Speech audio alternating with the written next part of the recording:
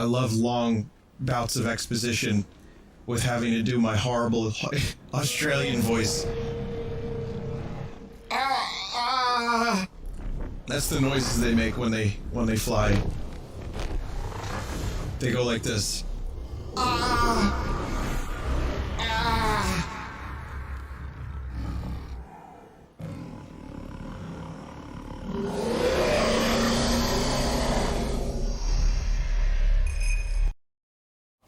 Kind regards, masses, it's me, Hi Bike, and I am back with some more Chrono Cross.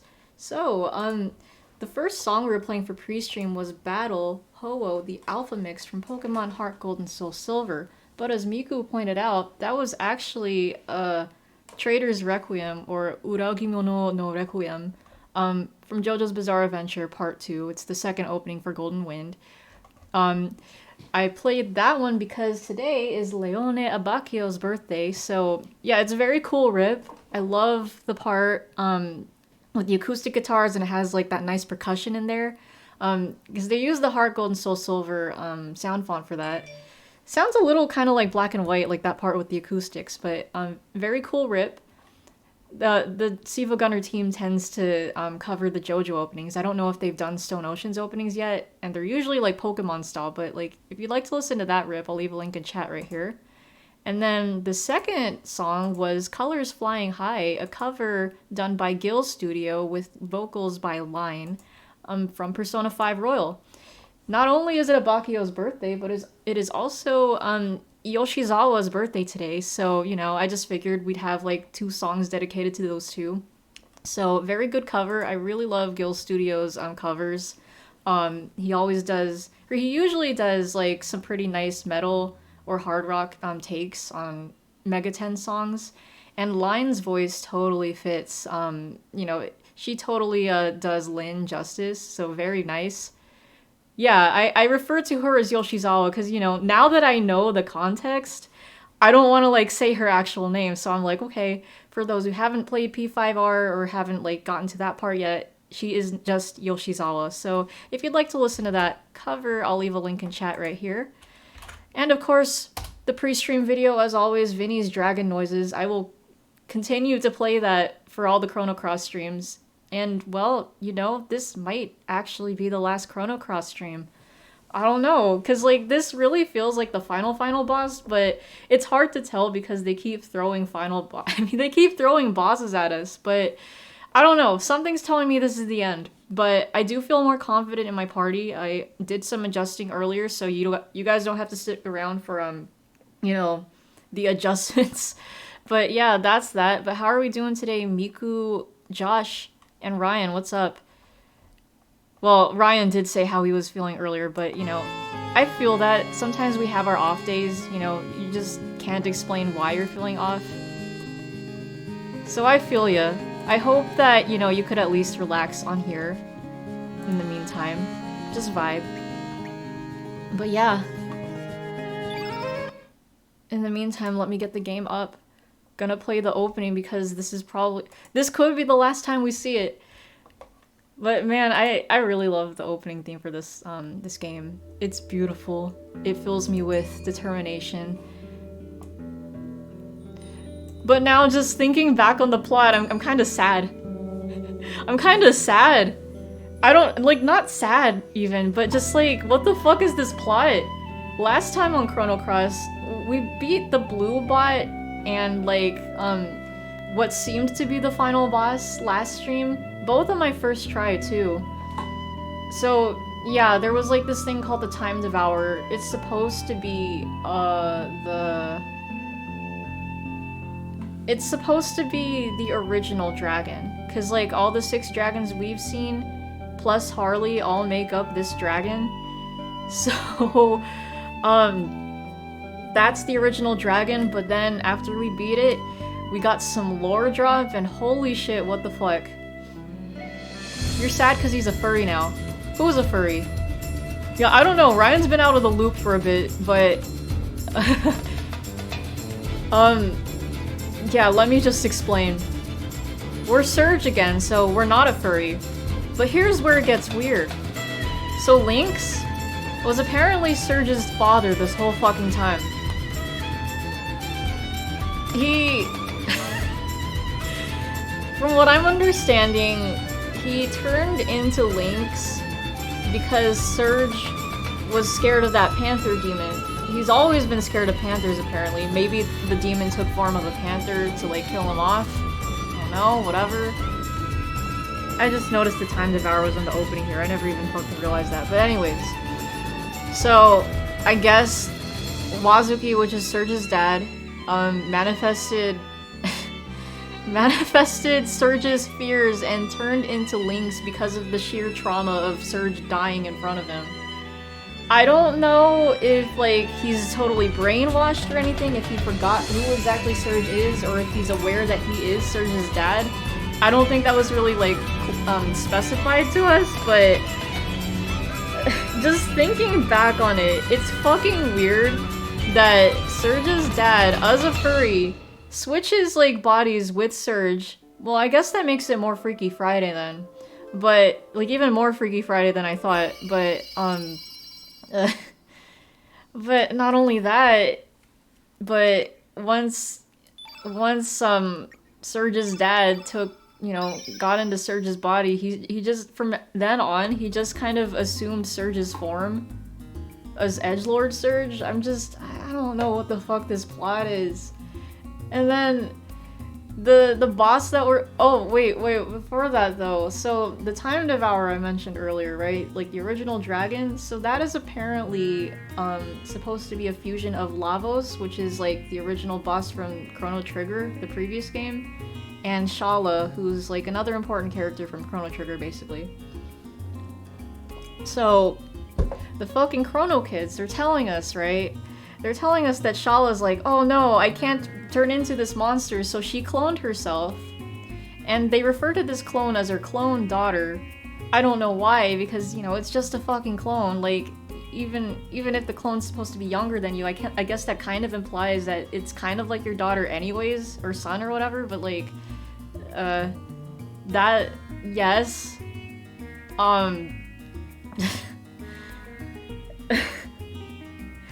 So Shala sends her clone over to like another dimension to prevent her from fusing with Lavos. And this clone is actually Kid. Yes, it's Kid. And it's funny because Kid looks nothing like Shala. She looks more like Marl, if anything, from the previous game. What the fuck? Maybe they're gonna explain more of that later, I don't fucking know, but like, I guess, here's where I'm like not too sure, but like, I think Kid ended up fusing with Lavos anyways, cause like, she's another version of the Time Devourer, which is what we're fighting now. Yeah, I don't know, I'm not confused at all, totally not. Yeah, Lynx was human, no, you're right. Lynx was originally human, that was Surge's father. He just turned into a furry. For whatever reason. Yeah, like, I don't even know what this plot is, but, you know, we're here for the ride. Yeah, I guess that's the fun of it, the whole shock of what the fuck is happening. Like, I don't know.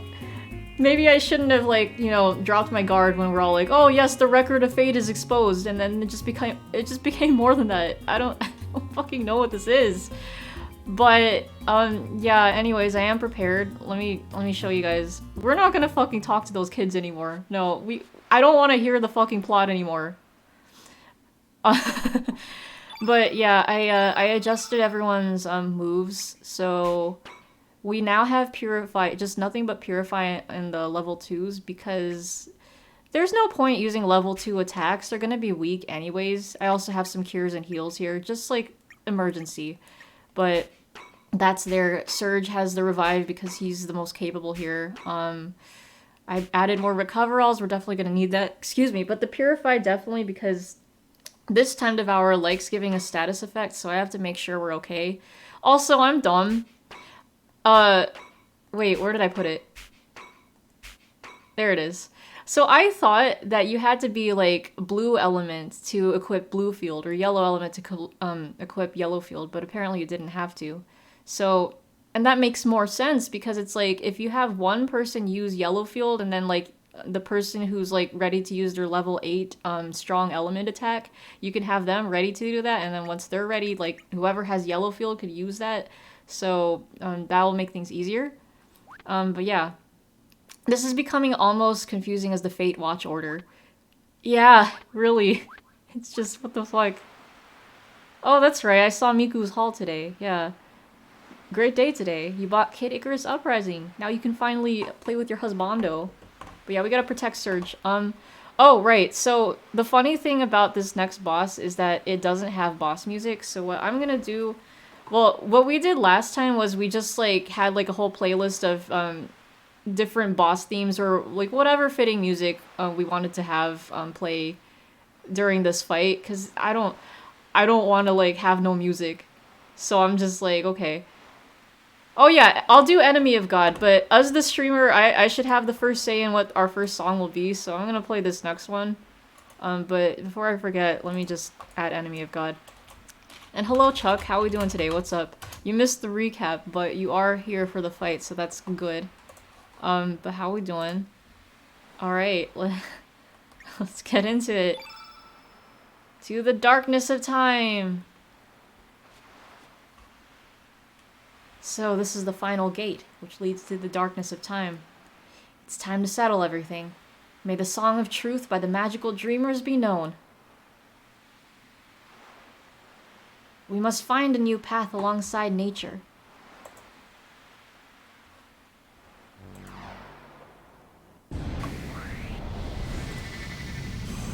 Alright, here we go.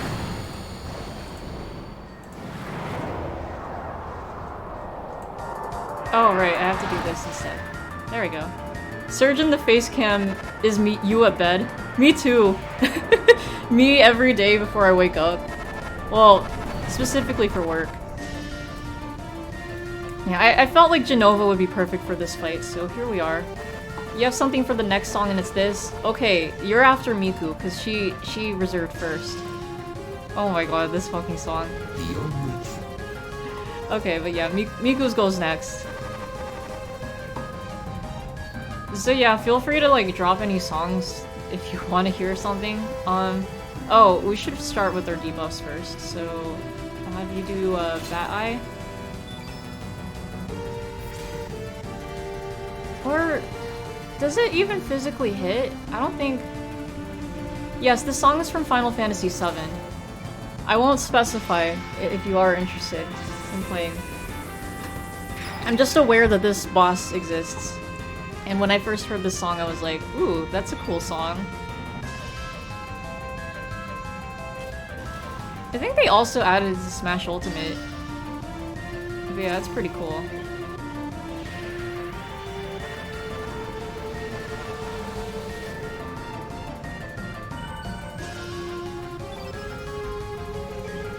But yeah, today was pretty chill for me. I just, you know, stayed in bed with Yosuke. And, oh, I did some more P4G. I got to the part where everyone's like, oh, this person is the real killer.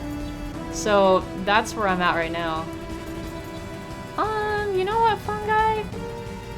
Let's get you close to Thundersnake. Chrome just updated, so you have to reopen all your shit. Oh, I see. I gotcha.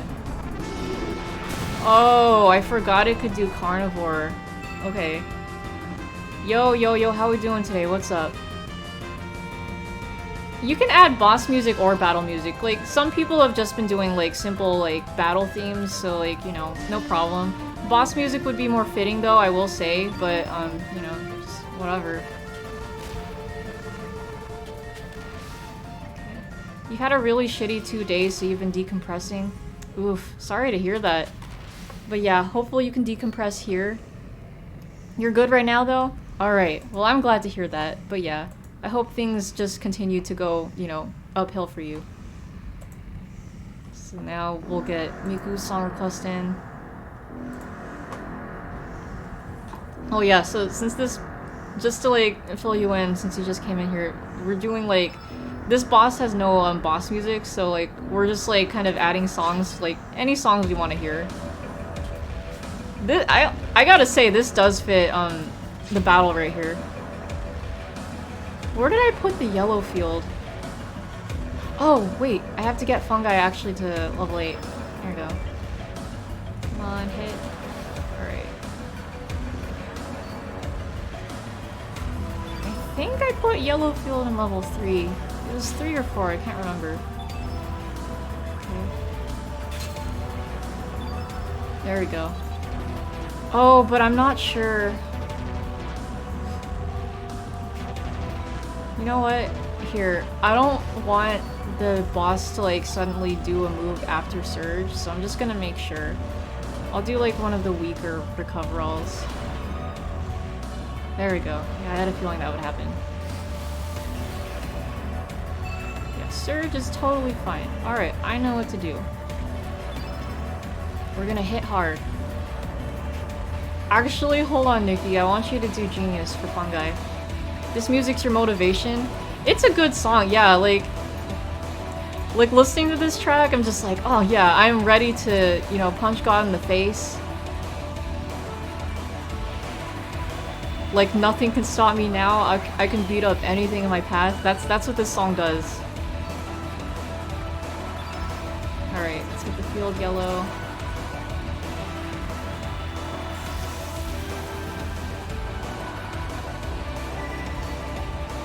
And Thunder Snake right away. You're ready to tell God, fuck you! And we save the day with my teammates. Yeah, the homies got it. Oh shit, I just realized Nikki's got a status effect.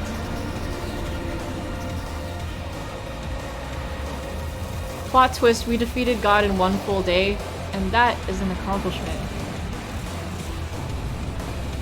Yeah, this really fits.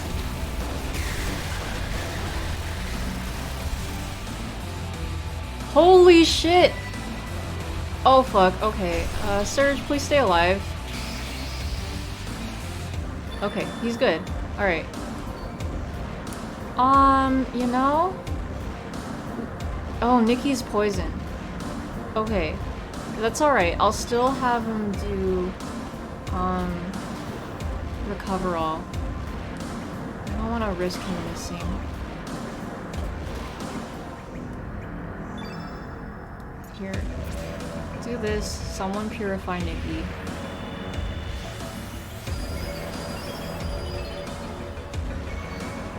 Surge will be fine.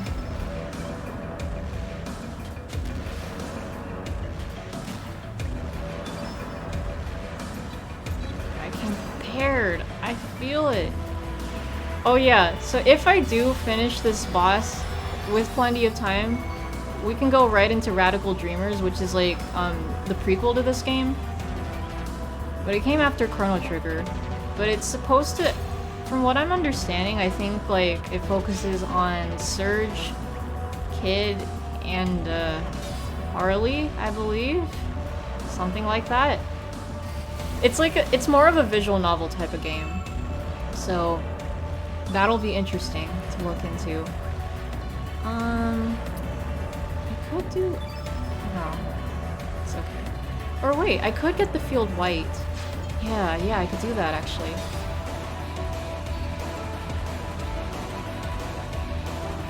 Because I need a purify. Oh wait, then again. Nah, never mind. I gotta heal Surge.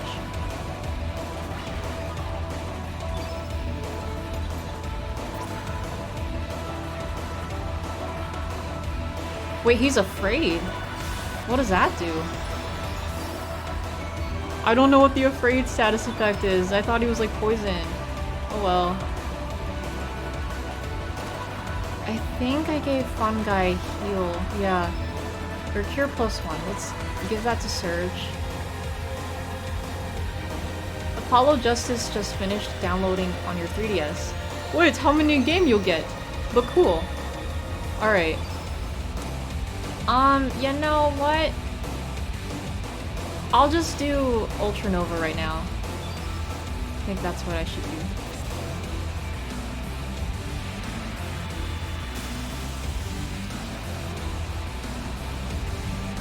You're probably gonna get as many games as you can plus DLC. That's fair. Oh wait, right, you got the cards, huh? Okay.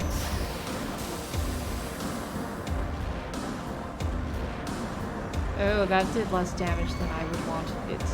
That's okay. It's alright.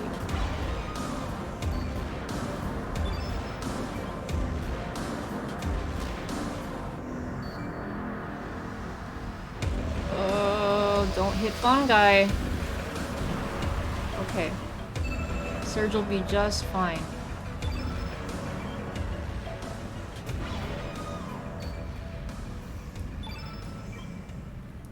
Alright. Next one. Next one's funny.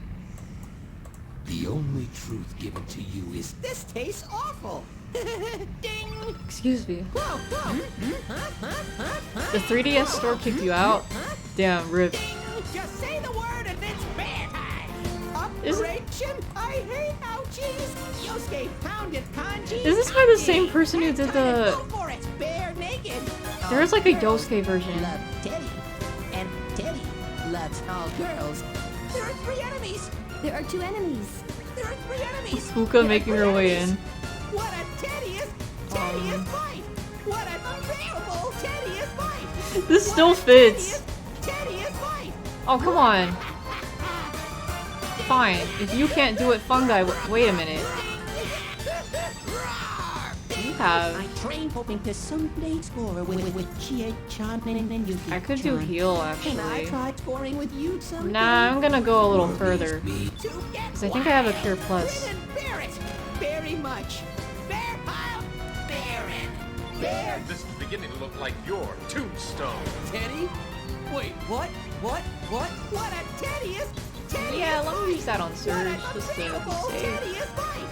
What a tedious fight! Fo show! Ding! Next music? Alright, you got me. I was like thinking, what should we play next? I have an idea, but it's okay. I want to hear your guys' ideas first. Danger is in Chie-chan's butt. Oh my god. I think Chuck wants that danger. Alright, here's the next one. Oh my god. Hey! I was just thinking about you when no one was her! Dude, Miku, what the heck? That was the song I was gonna play next. Damn, you already got me. Okay, now I have to think of a different Toho song. After that, we should do the Almighty. Oh yeah, that's a good one. We actually did the... We did the Fog the last time. Hey babe, when the underwear says I don't think I've seen this one before. Oh, that's great. I love this one. Yeah, like, Flandre is actually my favorite Toho character. Not just because, like, you know, this is the first song I was exposed to, but she's just this creepy kid, this creepy vampire child. And I'm all for it. Oh, I have to purify Surge. Hold on, good thing I'm here.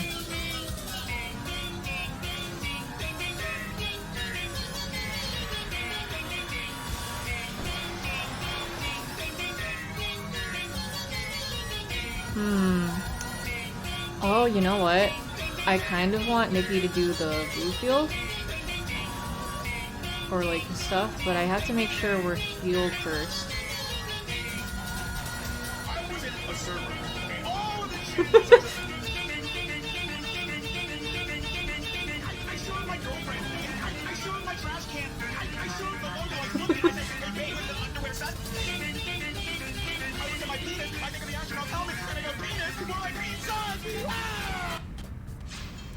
Oh, I wish it was longer.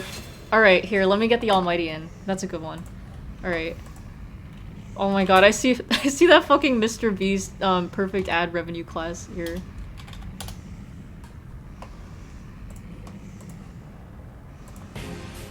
Now that I know that the Mr. Beast, like, you know, the Mr. Beast meme of him, like, with the pose, I'm not...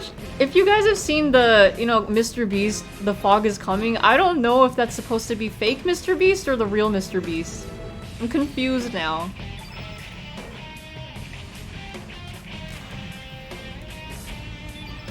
Let's see, we'll do, like, a weaker recoverall. I think that'd be okay. And I think the foe is gonna do another move, so let's just make sure.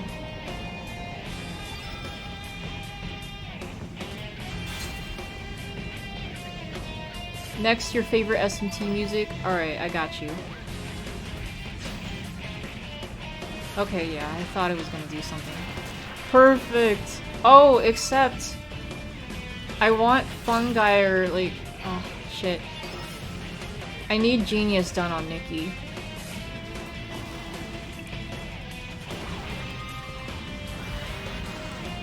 Go. Alright, fungi. Genius. Oh, actually, I hope it works.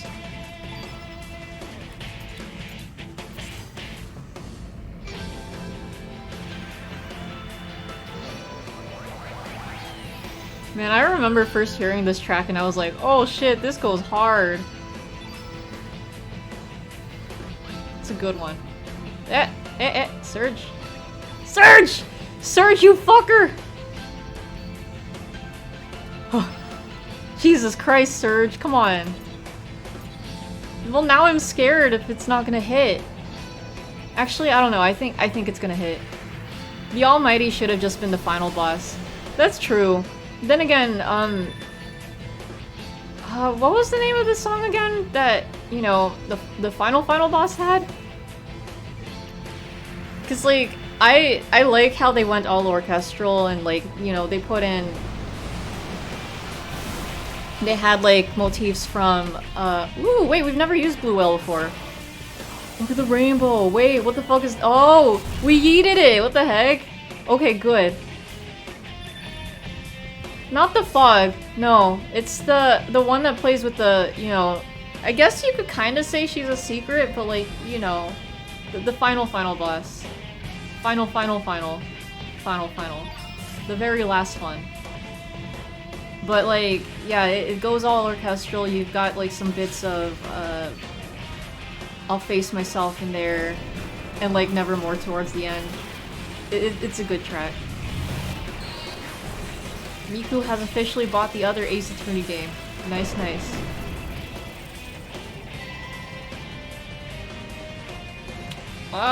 We gotta heal. Surge? Alright, I'm leaving this up to you. Excuse me.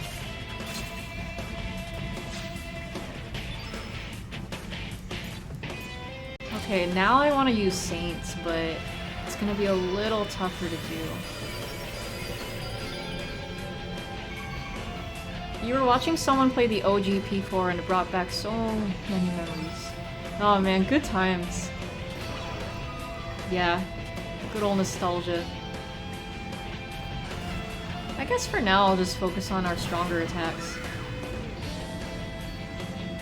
Especially since Nikki is, genius.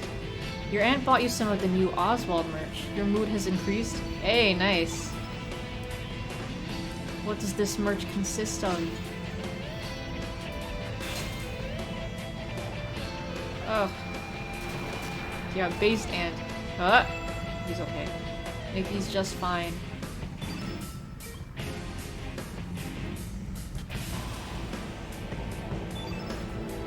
Steep Deluge.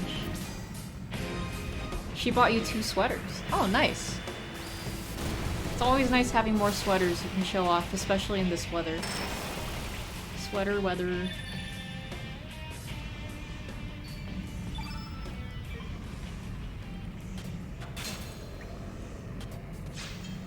Okay, so here's our next track. Ooh, this is a good one.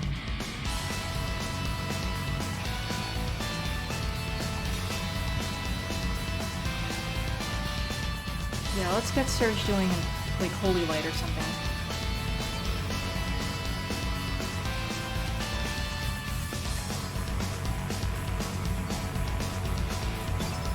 Oh wait, that's right, you have another Ultra Nova. How many geniuses? No, I'm gonna save my geniuses for, I'm gonna save another genius for Saints. You always forget Abakio shares the same birthday as Sumi. I know, right?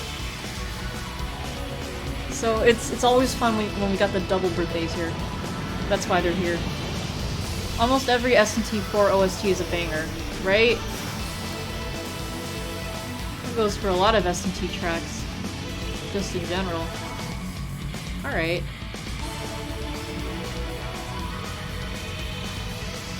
Oh, come on, fun guy.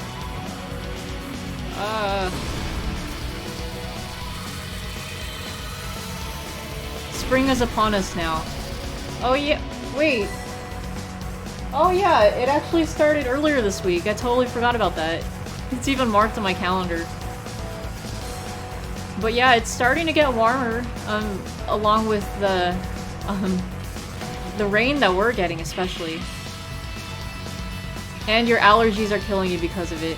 Man, I feel sorry for y'all with the allergies. Oh, fuck! Oh my god, fun guy! Get your shit together! Jeez, okay, fine.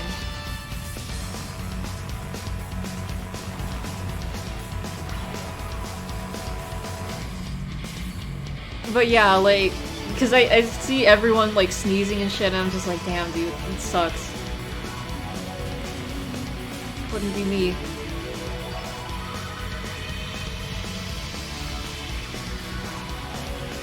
Don't hit Nikki. Okay, cool.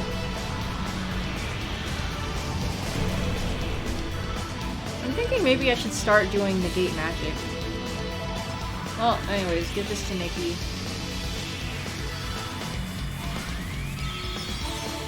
Genshin oh my god. Of course you just had to come out here with the Genshin. Alright, fine. Here, let me do some recoveralls. Your asthma's picking up because of this damn season? Man. Yeah, asthma, allergies, like, not fun.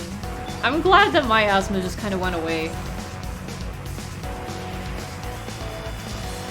The music's good at least. Alright, I'll be open to it. Yeah, cause like, I don't know when my asthma just stopped. Like, I think it might have been when I was in like middle school, probably. You have a box of inhalers. Man, rip. Yeah, like, see, I don't even know where my inhalers went, but I don't think that would matter anyways. Just, yeah, I'm grateful. Your bro has allergies and asthma. Oh, see, he has it even worse. Terrible. You're looking for stupid Yosuke remixes now. I know there's one out there. Oh, okay. I'll give you this. The violin is, or like the strings are great.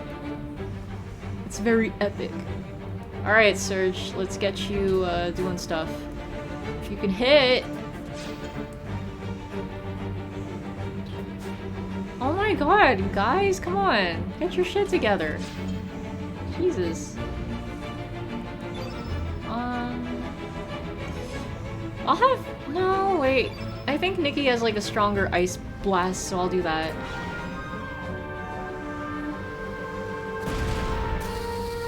Yeah, I like that this one's orchestral. Okay, someone heal him. Here, I'll just get Nikki stronger. I think Serge can give him a Nostrum. Oh, I watched another episode of Golden Boy today. So, basically, King Taro was helping out with like a dirty politician, and like he's helping tutor his daughter's his daughter, and she acts all innocent, but like she'll do stuff like purposefully like strip in front of him and stuff like that, or like open her panty drawers for him, and like there is this part where she's like holding his hand, like, or like, you know, she's dragging him along and he's like, oh, her hand is so warm, she could probably do so many things with these hands, and then like his hand like turns into like it turns into a dick with like a doodly smiley face, and it looks so goofy. But I love the faces, like the detailed faces in like this fucking OVA. But yeah, like it's great. But yeah, that girl was sus. You're gonna send funny Indian music that you think everyone should know. Yeah, I don't think Twitch would let me. I appreciate that though. Like, especially if it was Bollywood, I feel like I'm gonna get DMCA'd for that. Your typing's lazy today. I feel ya. Knights of Knights! Yes, that's a good one. Yes, give me the Toho music, because I was gonna play some Toho. And then Miku read my fucking mind. Yeah, like, go for it. Throw whatever you have at me. Oh my god! Don't kill him!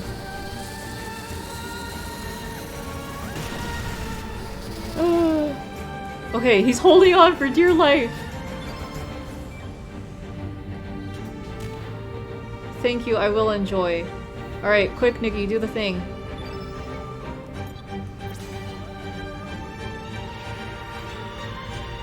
Still can't believe one guy does everything for Toho. I know, right?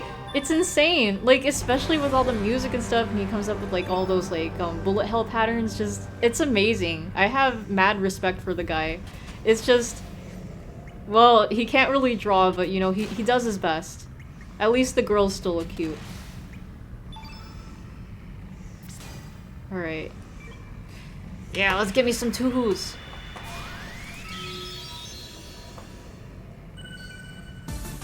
I think after Reimu, Sakuya would be someone I'd like to cosplay in the future. But yeah. Yeah, like I love the designs. I remember back when I was in middle school, I'd always like draw some Toho characters, and then my friend, who was a better drawer than me, she would like redo them for me. It was like our own little collab stuff, so it was cool. But we both really liked Toho, and we always liked you know, the fan animations that people did, the fan music. She got me into Vocaloid too. Oh shit. Oh my god. Nikki, don't die.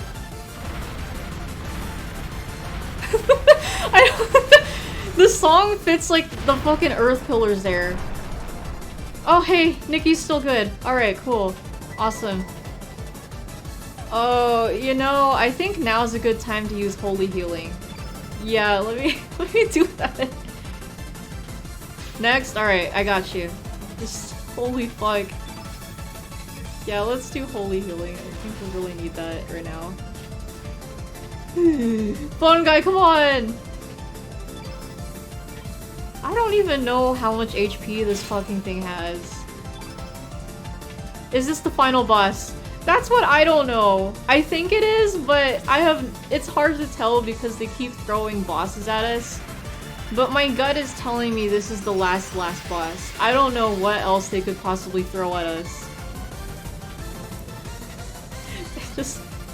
Yeah, like, you missed the recap, but like... The plot is insane. It just keeps getting worse. It's just confusing. I'm still in shock just thinking about it.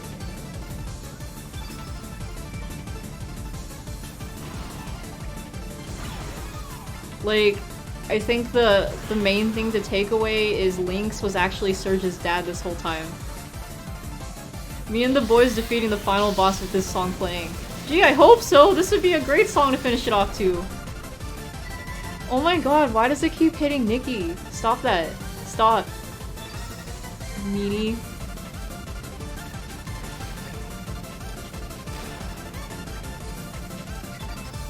I just love how high-paced this song is, like this remix. Yeah, I'm not gonna risk Nikki like being at 335 HP. I gotta make sure he's okay. Time Devourer might pull something again. I don't want that.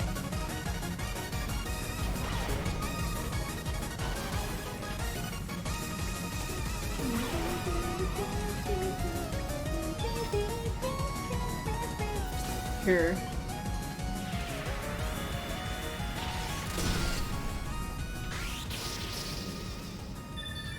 Okay, so we got our next track. God, I can't imagine just like playing this whole boss like fight with no music. It's a good thing we're here. Oh yeah, this is a good track.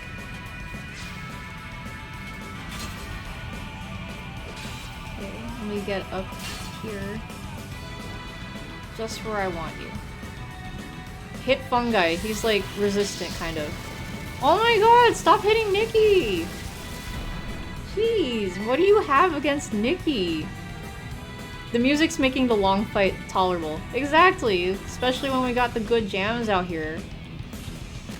Because I can't take any more of these silent type boss fights. Alright, let's do, I'll do Ultranova. No, I'll do Holy Light. Annihilates the undead. Have we ever even fought an undead? Whatever. Oh, Chuck's got a song. Okay, we'll play that one next.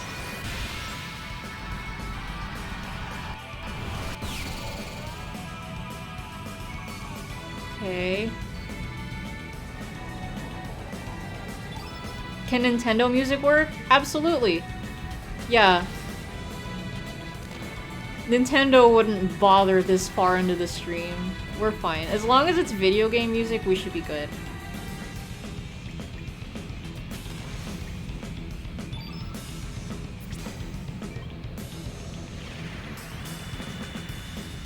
You got perfect music? Alright, perfect.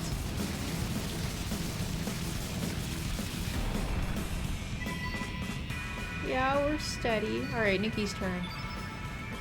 I don't know if he's slowly losing HP. I can't tell.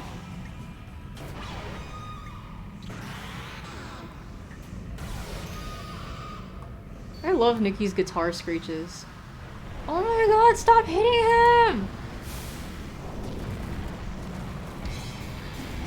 Oh, we got some Sonic. Yeah, that guitar. Oh fuck, ooh, okay. I should cosplay Nikki. I know, someone was saying that last time, and I'm like, yes, I should. Because I could. I would. I want to represent. But yeah, what did Nikki ever do to you, final boss, huh? He's probably jelly. Or she's probably jelly that she doesn't have a sick-ass base. Here. Fix Surge. At least Nikki's okay now. Well, I mean, he's not dizzy anymore.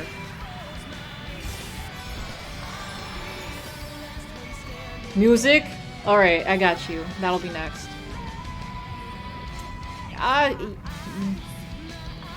Fungi and Surge are okay compared to Nikki right now, so let me do like a... Did I give him Cure Plus? Heal all. Here. That duet, the harmonizing, I like that.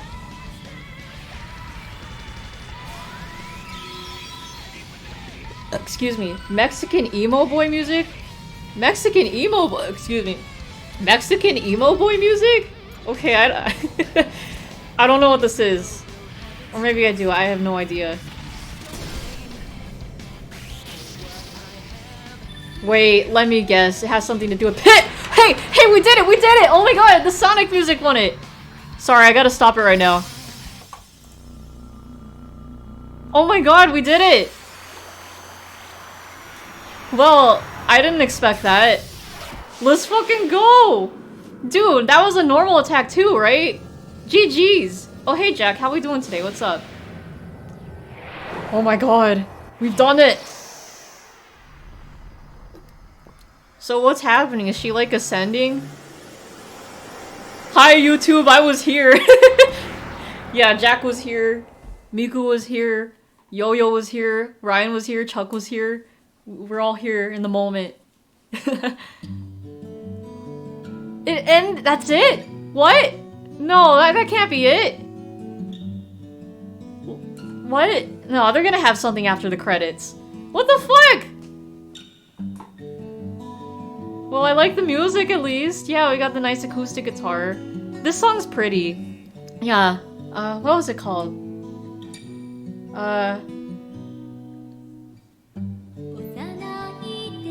I forgot the name of the song, but I know it. It's pretty. Yeah, we never got to hear the Mexican music. Too bad. Wait, what the fuck? Is that a Japanese schoolroom? Classroom? What the heck? What was that? What was that?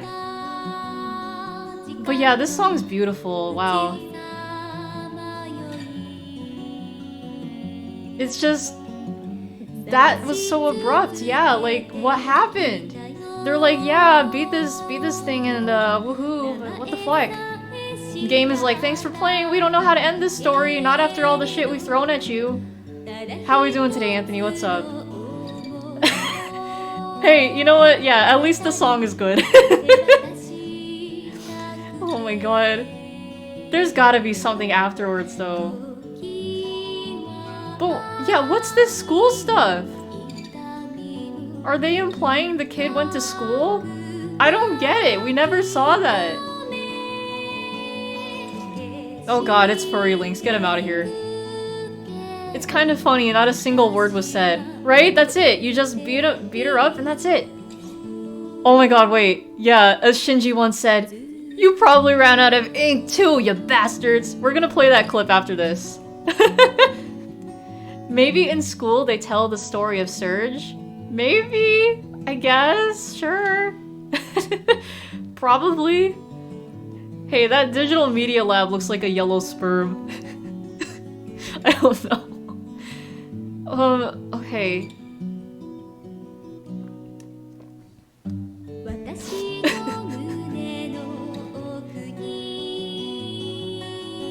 What's our runtime? It hasn't even been an hour, what the fuck? You just woke up, as soon as you got home you passed out. Oh damn. Wait, who the fuck is that? Is that a real person? Dude, that's real life, what the heck? Dude, this is trippy. Oh my god, what the heck? Anyways, yeah, I hope... Well, at least you're here to relax at home now, but holy shit. You thought that too. What, the sperm? Yeah, look, it's a random real-life person. Yeah, it's just random shit right now. This is really just Evangelion at this point. Just with less of the, trauma.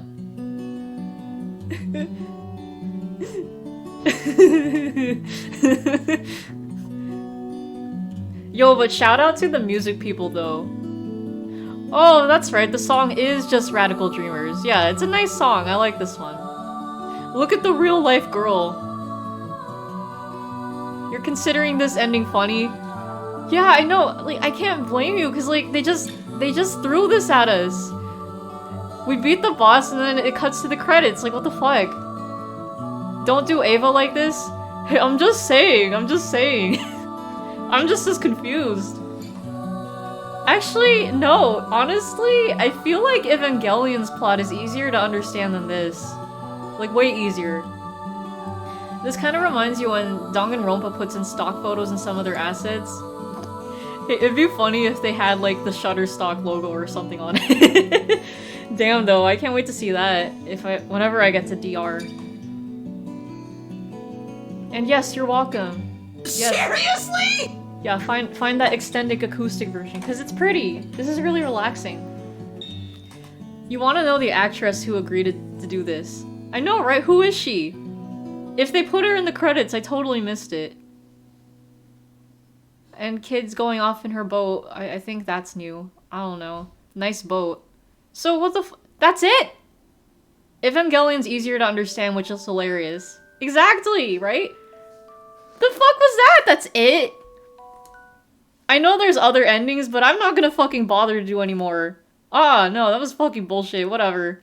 Whatever, I'm making a new save file. The ending was super poetic.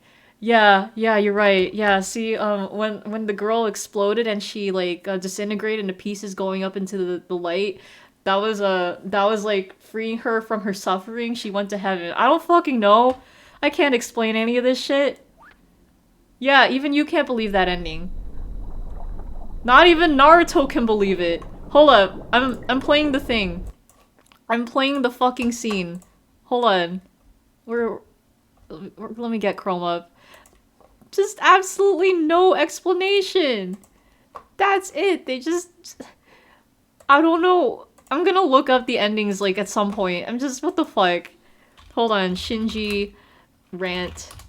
We need this right now. This is us. Oh, this is nice. This is the end. Okay. Where exactly am I? Here's the song. It's the Chrono Cross movie, huh? You ran out of ink too, didn't you, you bastard? I love Spike Spencer. He's great. Yeah, I'll put the link to the video for those of you who want to see. Yeah, we had almost 50 streams of this fucking game, and that's how we end it. What the fuck? There's probably an hour video on YouTube about why this ending's peak fiction. Yeah, I'm gonna go find it and I'm gonna watch it and I'm gonna like type a whole essay in the comments about why I fucking disagree. Junpei has a voice line from Arena. That raises more questions than it answers. Yeah, that's how I feel too. You watched hour-long videos about this plot and they left you dizzy. You had to tap out to try and understand everything. Yeah, because like what the fuck? I don't... Well, okay, hold on. There's one more thing I wanted to do before we get into Radical Dreamers.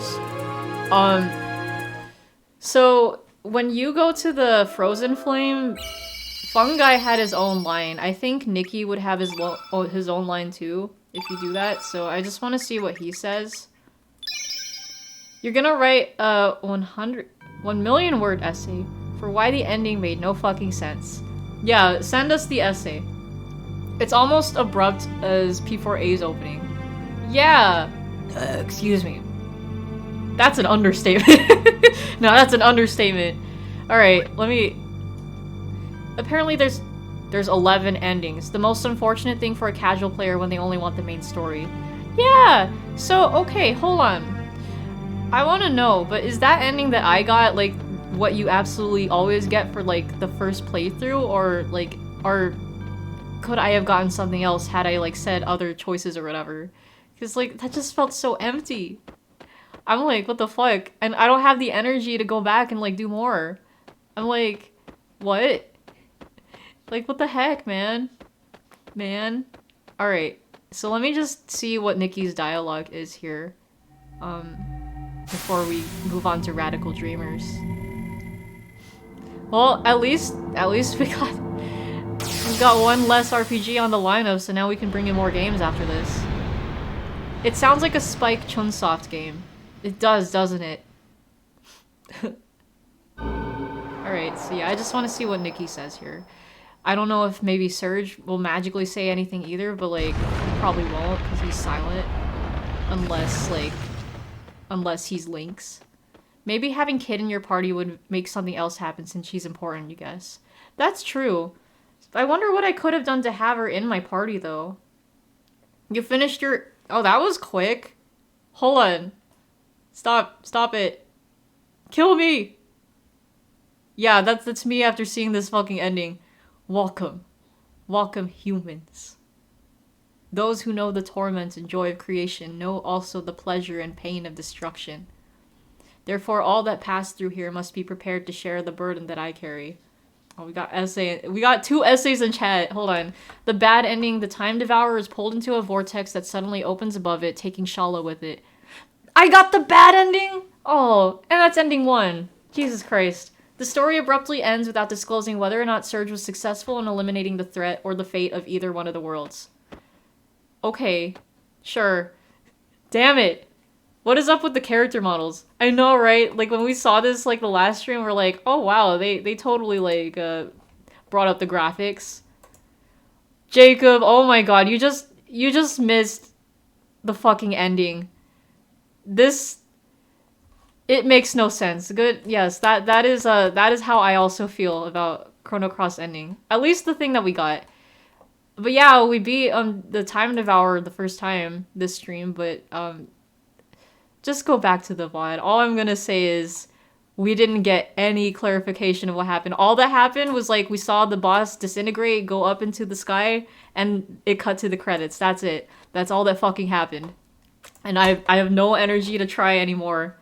How do I rate your essay? I rate it 1 million out of 10. So yeah, I just want to see like what Nikki says here instead of Fungi. Yeah, that ending was fucking dog. Man. All of this for nothing. But I guess that's why, like, this game has, like, a lot of replayability. Along with, like, getting all, like, the different cast members, too. So this is the true Frozen Flame. Marvelous. It's a truly marvelous tone. It brings out light and darkness within me clearly.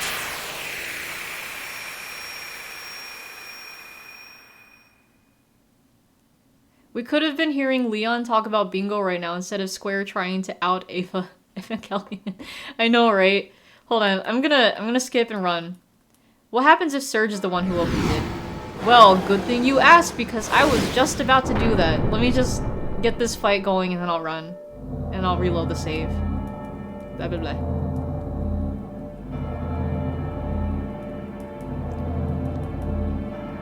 Late reply, but yes, you're welcome. That's like the best essay I've ever read. It took you forever to write it? Yeah, I could see the blood, sweat, and tears that you put into that. I'm impressed that you finished that, you know, that quickly. It could have taken years.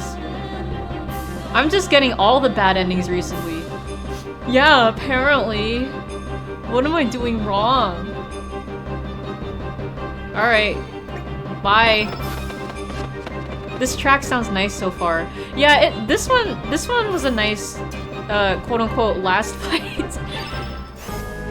Yeah, like, it really fills you with that sense of, oh shit, shit's going down. You're gonna sleep? You can make it to movie night? Hell yeah, I'm looking forward- so we're gonna be watching Labyrinth tonight, so look forward to that. But yeah, stick around, because I'll do some Radical Dreamers, before then. Radical Dreamers better sure as hell make up for this! Right? Yeah, what the fuck, man. I'm not gonna fucking beat it again! Dude, this is like, we had like 40, I don't know, almost like 50 VODs of this fucking game. I am not gonna go back and try to get another ending. I am exhausted. After all those dragons, all those bots, no. All that, everything. I don't have the energy anymore. I'm just gonna go watch all the different endings. The best essay you ever read was Why Hentai is Superior, but Miku's essay is a close second. Damn. I think I put my thesis at a second. Very close second.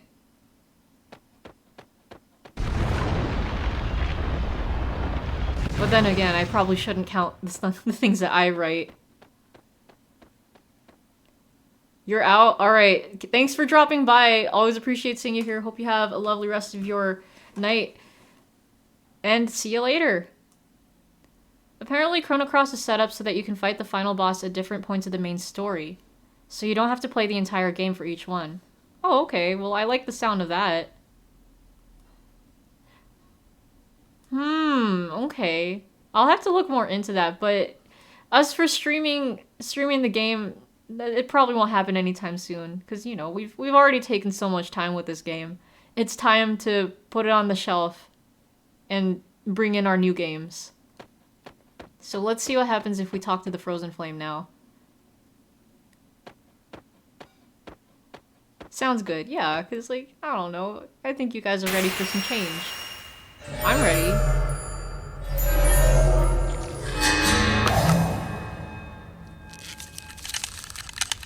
It's weird how that thing has, like, has eyes. Or I think those are eyes. They gotta be. This game is whack. Oh, okay, so it defaults to Nikki. Alright. Alright, well, we'll go straight into Radical Dreamers then. Oh, but this game really is whack. Excuse me. Alright. Well, you know what? Since I'm here, I'll play the Devourers.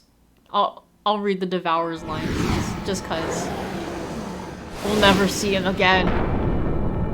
Or her. I don't know. You've been ready for something new since I hit new game on the menu? Yes. Yeah, I'm ready.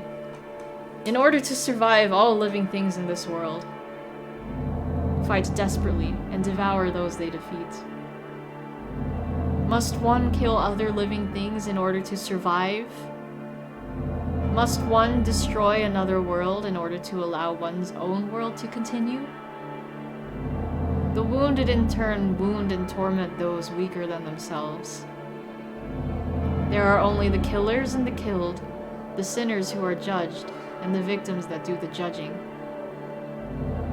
What meaning is there to such a world? I shall cleanse this blue planet of you filthy humans once and for all. Alright, and then we're out of here. My name is Sergio. Boo. My dad is a furry, yo. Boo. Uh-huh. Boo. The ending told me nothing. Yeah, me right now. Yeah, at least the music in this game is good. Yeah. I also really like the character designs. Like, oh my god, Fun Guy just not showing up. But yeah, like, I really like the character designs. They're cool. You made a Chrono Cross version of Shinji's rant? Oh, hold on. Okay, let me exit out of the game really quick. Yeah, I'm gonna exit out because, like, I can't get to Radical Dreamers from there anyways. The Surge Mood pick is so funny. Yeah, exactly. I named it Surge Mood because it's exactly like the Chie mood. I thought he'd be fitting for this stream, and good thing I put him there. Yeah, just, what the fuck. Okay, so I'm gonna go save this so we can watch it. Oh, hold on. Here, let me... So we can look at, like, Chrono Cross thing while I read it. It's a rant. Here, I'll play Fly Me to the Moon too. Or, you know what? Here, let me see. I'm gonna play this version. Shut up, game. Shut up! Okay.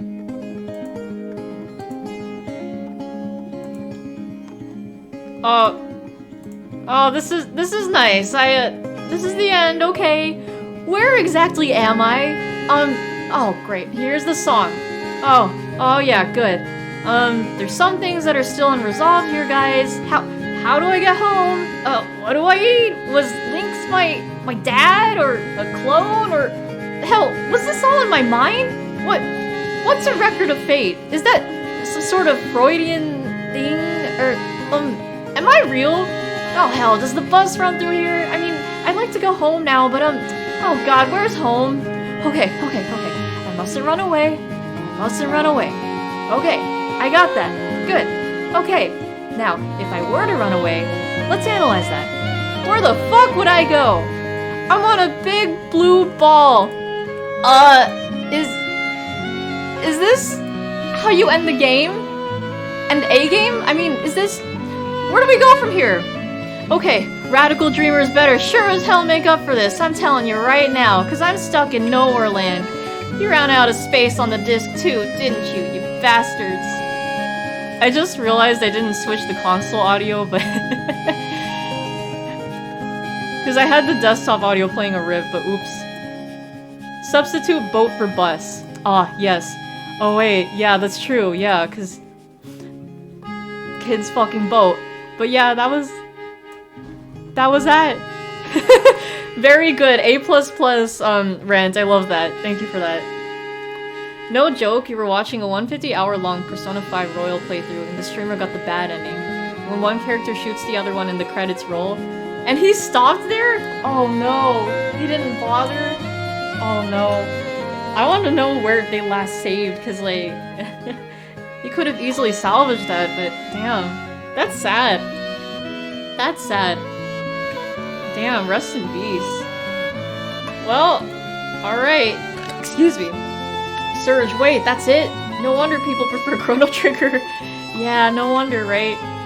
Also, seeing Lynx here, like, it pisses me off even more, because, like, yup, that's dad. The guy reloaded and saw that it continued, but was like, nope, I'm done. Credits rolled. Well, shit. I mean, I can't say I don't relate. Because I'd be done too if I didn't know better. You see, Kid's boat is actually super symbolic? Right? Alright, let's move on to Radical Dreamers. Let me see if there's a stream category for that. Let me see. Radical Dreamers. Oh my god. I hate that the fucking... The subtitle for Radical Dreamers is French. It's like, Le Trésor Interdit. You searched up a video of the true ending. Apparently, if you do the right thing, then use the Chrono Cross, it insta-kills the boss. What?! So, hold on, you guys. Wait, what's the right thing? You can tell me. You can tell me because I don't care anymore. Damn it, so the Chrono Cross was relevant. It's symbolic! You should have known the ending sucked. Because Nikki isn't on the title screen. Exactly! Why isn't Nikki there, huh? He's important. He's like literally one of the first characters you see. Ugh, whatever.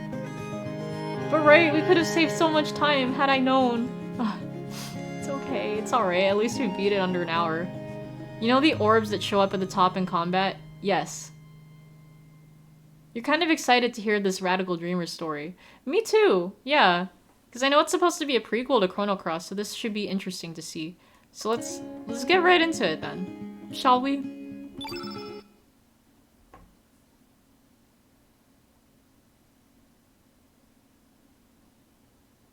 I actually don't really know what to expect.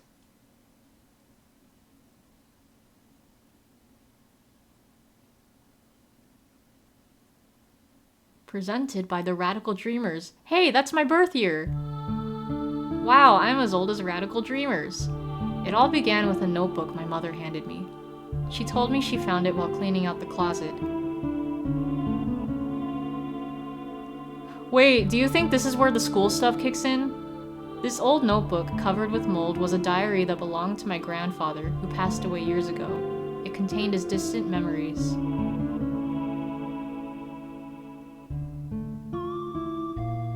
I wonder if you still remember how we first met and our many adventures. It all seemed like a dream. We ran like the wind during those warm summer days. Long ago, you were a piece of a star that fell from the sky.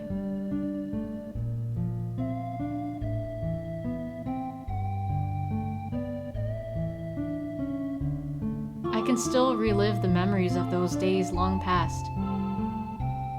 Just by closing my eyes like so and whispering your name into the desolate night. Kid. Kid. Oh, I didn't think it would repeat. Kid! Oh, just kidding.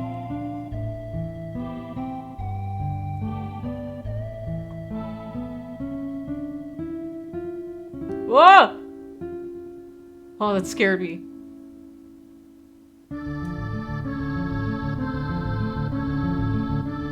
Is kid. Okay, they did repeat it. Hey kid! Say, hey kid, come play dead!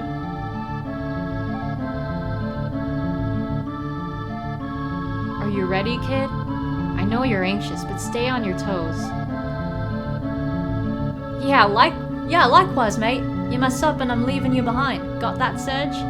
Oh, okay, cool. It's our favorite characters.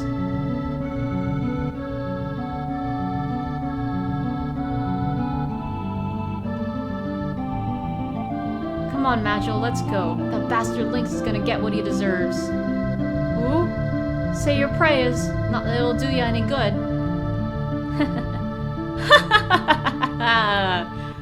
Huh?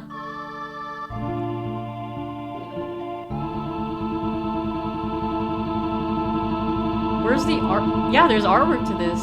Yeah, I like the sprites here. Oh, so for the Chrono Cross, you have... Oh, wait.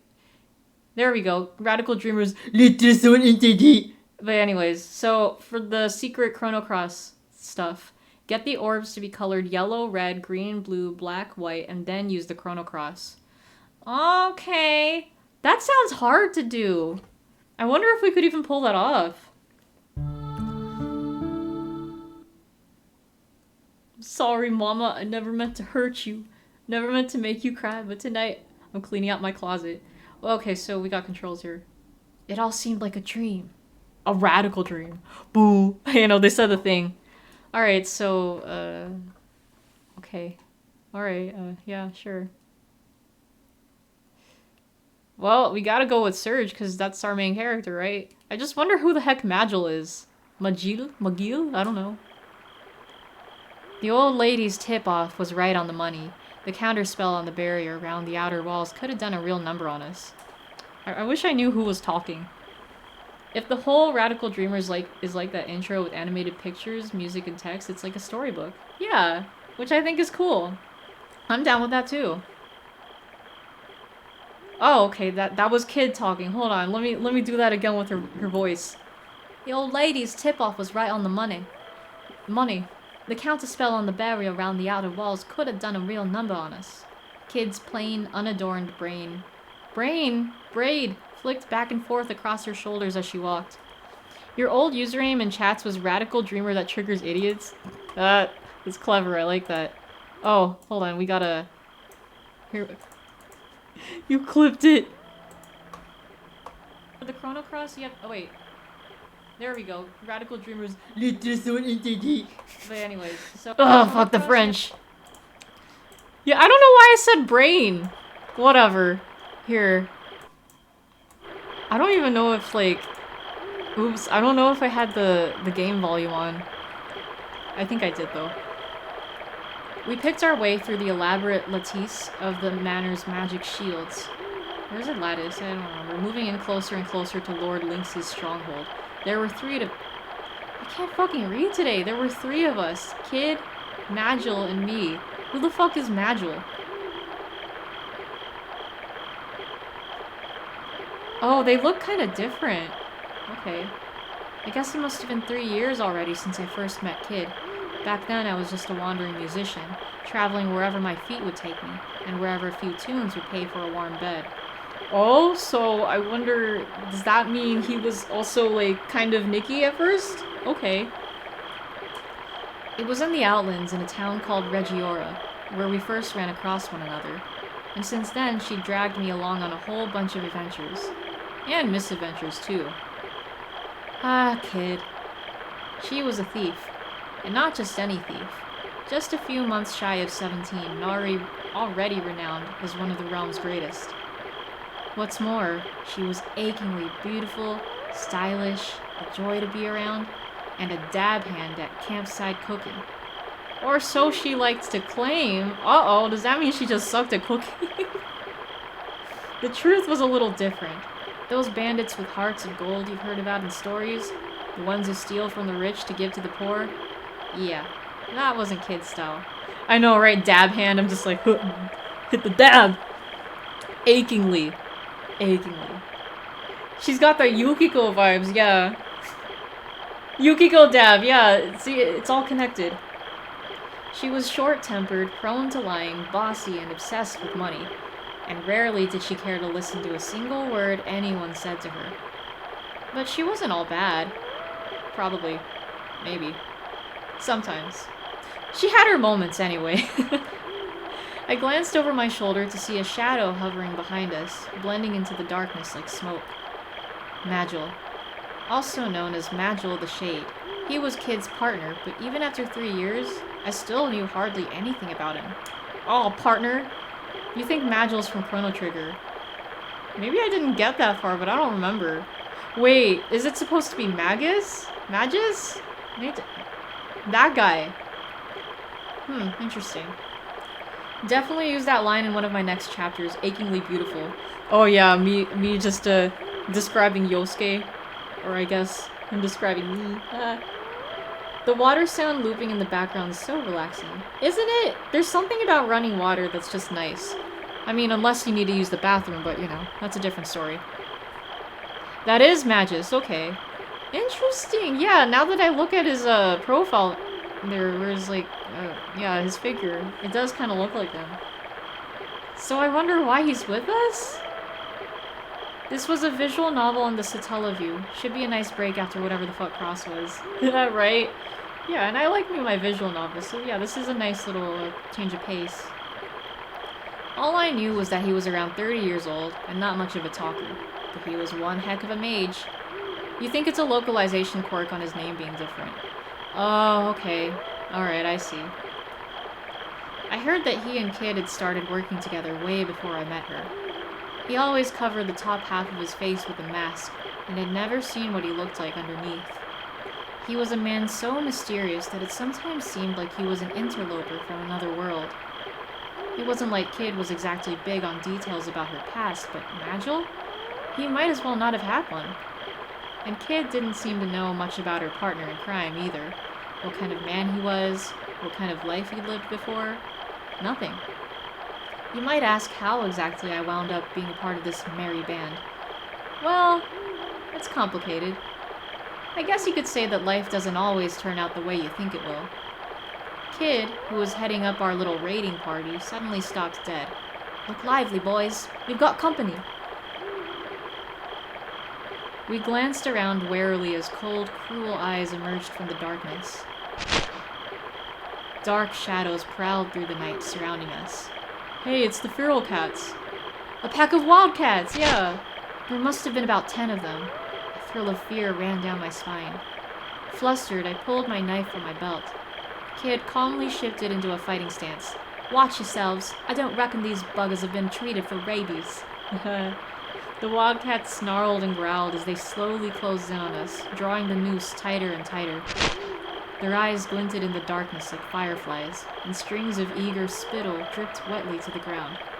You would not believe your eye. Then one of them sent an almighty roar soaring to the moon, and the hunt was on. They treat animals for rabies in the Chrono universe? I guess so.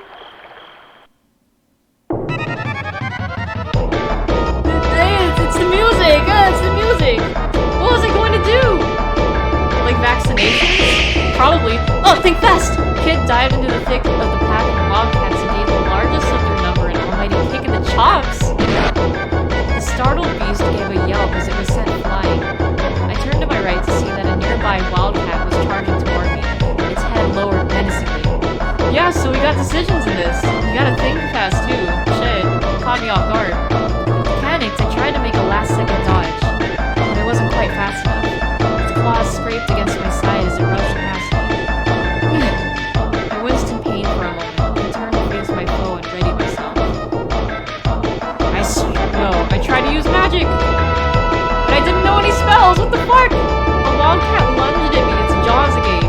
What the heck, man? How was I supposed to know? The battle music is louder than my reading voice. Oh, okay, hold on. Oh yeah, no wonder. Alright, how's that? I don't know why I was like blasting.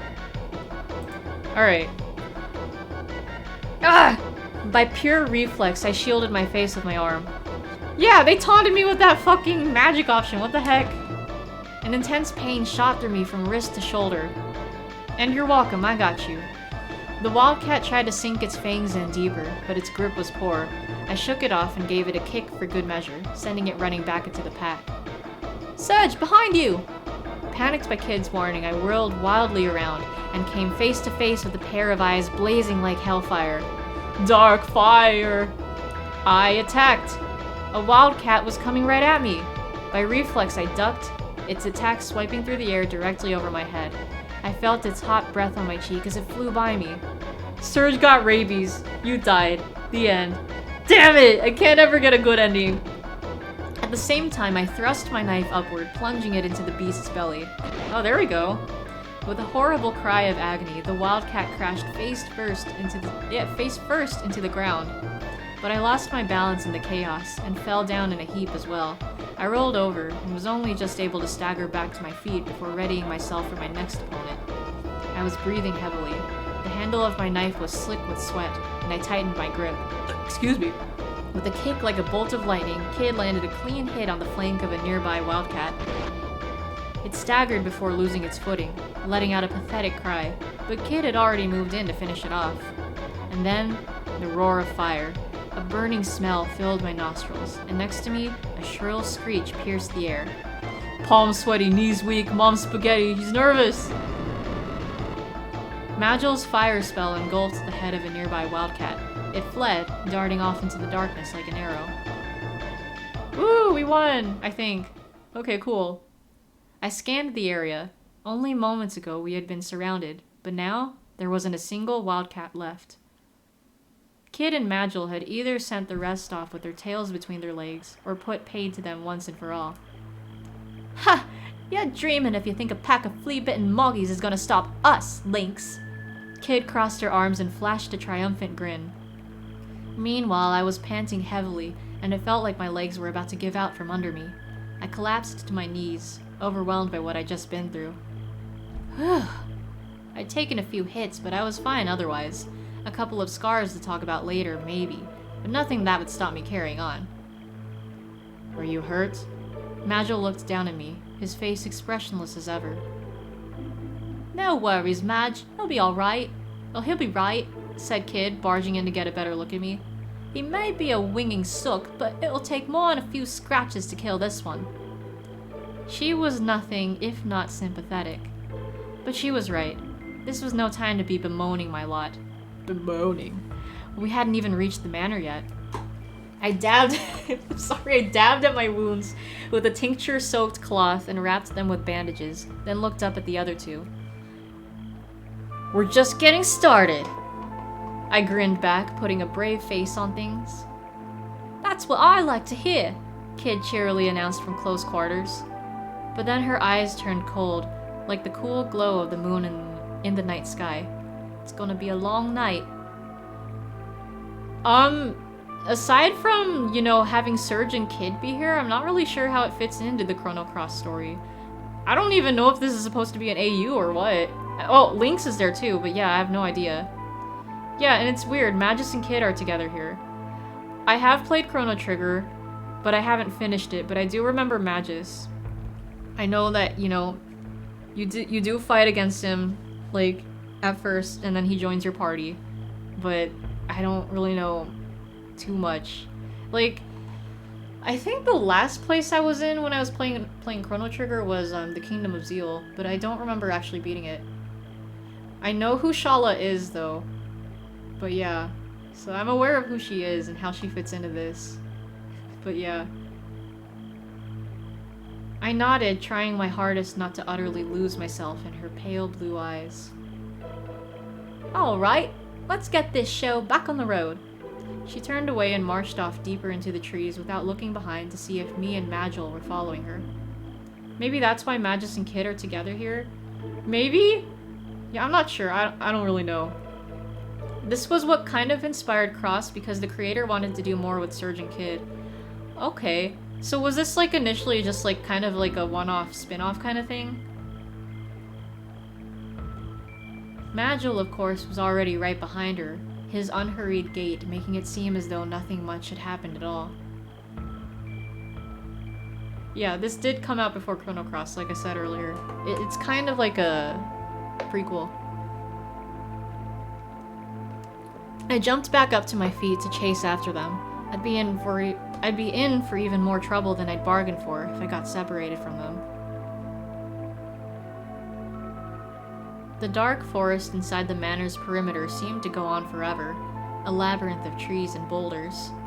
The manor itself loomed in the distance, glowering over the vast grounds, and hidden within was a veritable mountain of treasure, just waiting for us.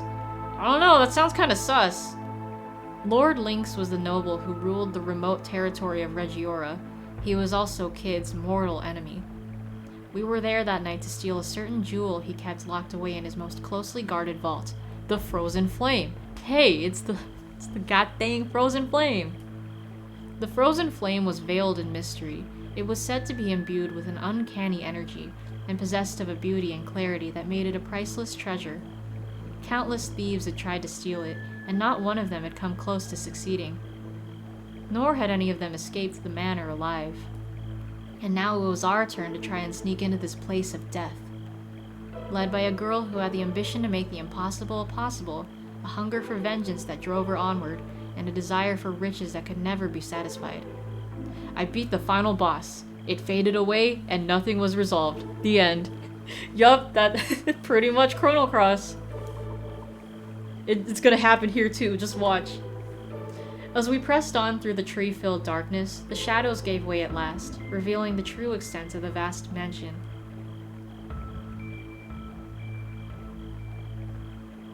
I really like the sprite work in this. For those flickering lights. Heh, finally! Say your prayers, Lynx, 'cause we're coming for you. Keeping to the overgrowth in the shadows of the trees, we made our way around the manor walls in search of a means of entry.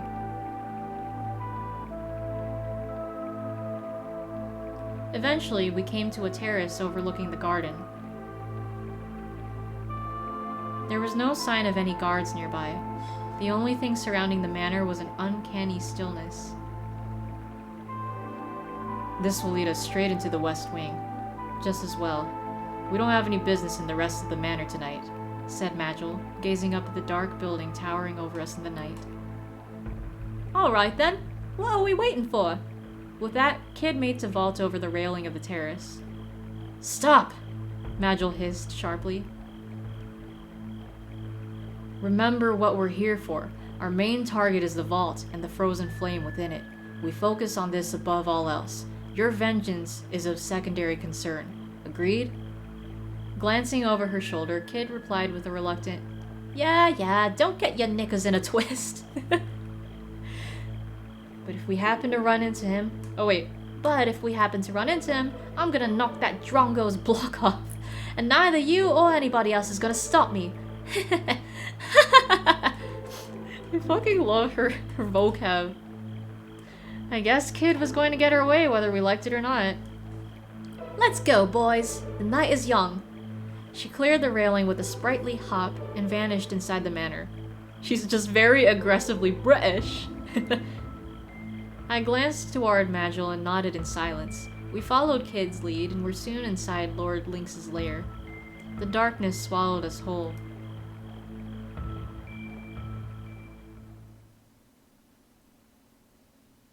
Ooh. A corridor stretched off to the left and right from the terrace. It seemed equally dark and chilly in both directions. Oh, so should we go right or left? What we thinking? I'm thinking right.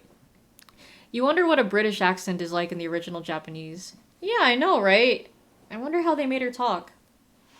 I'm thinking we go down right. And yeah, this is a pretty well-written translation. And then it did carry over to Kid just... In general, she just talks like that. I don't know, maybe she talks with a fucking... Kansai dialect, I don't know. But, okay, I'll go right. We pressed on through the darkness, down corridors that turned and twisted, snake-like, this way and that. Everything around us was still and silent, and it felt strangely like we were being watched. It was as if countless eyes were staring silently from the shadows, looking on with curiosity, pity. We continued, creeping cautiously down the corridors. Kid moved proudly and stealthily like a cat stalking its prey, while in the shadows, Magil followed, gliding swiftly and silently like a sinister breeze. We pressed on into the embrace of the Weaver of Fate. Ooh, okay.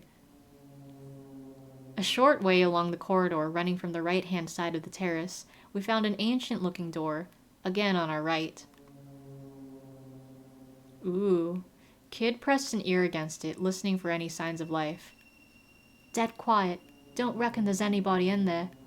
Imagine if you couldn't read fast enough. I know, it's like, what? What's going on?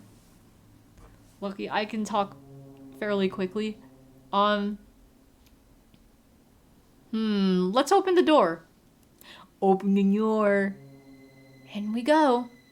Kid stilled her breath and reached for the handle. The door wasn't locked.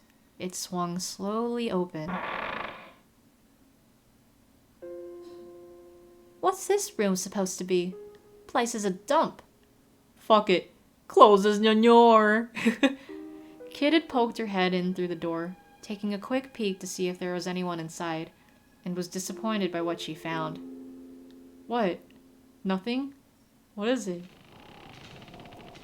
The room was large and littered with peculiar-looking machinery and knickknacks, all of which were covered in dust, and had seemingly been dumped there haphazardly. Everything looked like it had been there rusting for a very long time. The ends of the room were completely dark, and it was impossible to tell just how big it was, or even what the walls and floor looked like. It seemed the manor's inhabitants had turned the old clock tower into a makeshift storage space some time ago. I stepped warily inside. Leave that alone.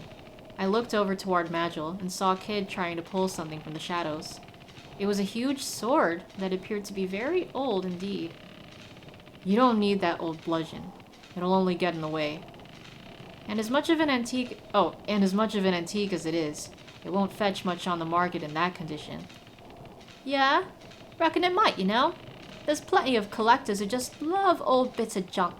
Well, some old bits of junk. Pouting, Kid left the sword where she stood. At least she put it back down gently. It was then that we heard a voice from the shadows. Ooh. And what exactly are you doing here, I just about jumped out of my skin. Who's there? Kid and Magil turned to face the voice, ready for a fight. Oh, all old and moldy. A wizened crone emerged from the shadows. She was hunched over and wore a hood draped over her face. I could tell at a glance that she wasn't just old. She was positively ancient.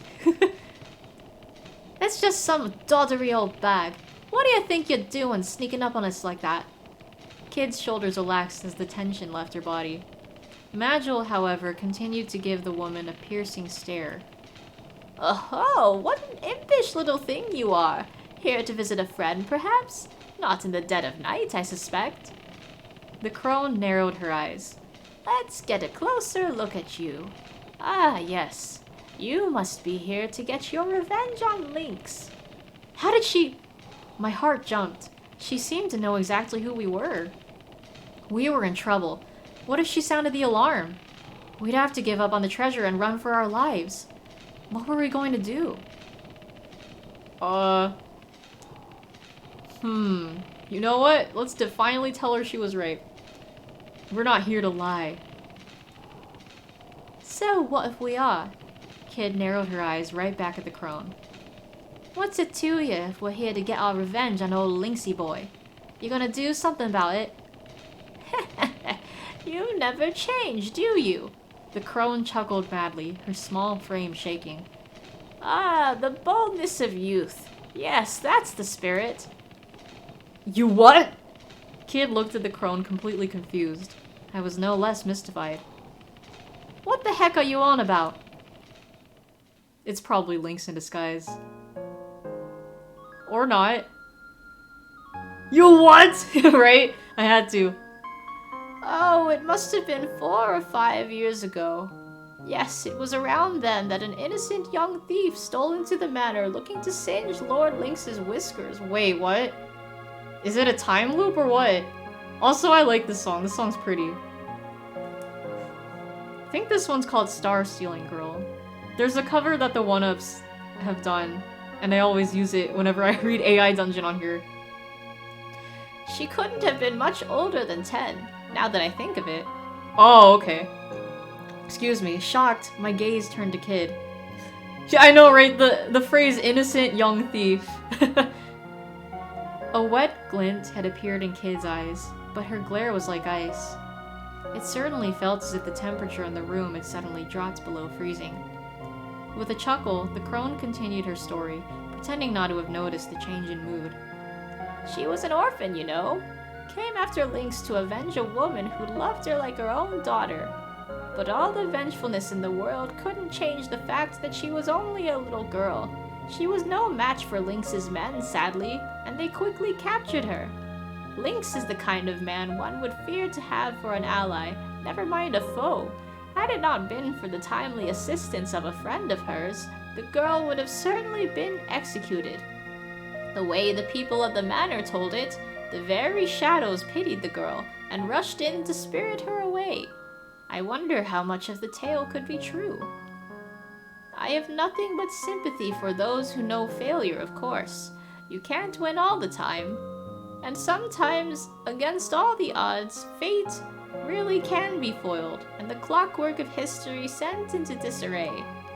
No, the ones I have no patience for are those who do not recognize their failure, or who fail and choose to give up as a result. The crone looked up from under her hood, stared Kid directly in the face and grinned. I know, right? I was thinking, nah, that fate has to be all caps. Kid's anger faded, giving way to a dumbfounded expression. If you wish to steal the jewel from Lynx, if you truly wish to triumph, you will have to let go of a treasure of your own, Kid. For as long as you cling on to it, the hands of your clock will never move. They'll stay exactly where they came to rest all those years ago. Who are you? Oh, me? Why, I'm just an old bag, like you said. I do apologize. I must have taken up a lot of your time with all my babbling. I'll leave you in peace. Oh, but before I go... The crone turned to face me. Oh shit, the music stopped. You seem to be injured, young man. If you wish, I can take a look at your wounds. I don't know how to tell you this, Serge, But an AI supercomputer from the future possessed your father and turned him into a furry, who is the master of this manor. God, can you imagine? With all the attention suddenly turned toward me, I panicked a little. Kid? Yeah, I don't know. I feel like I can trust her, but I don't know. Let me see. I wasn't sure how to reply. Kid? I looked to Kid for an answer.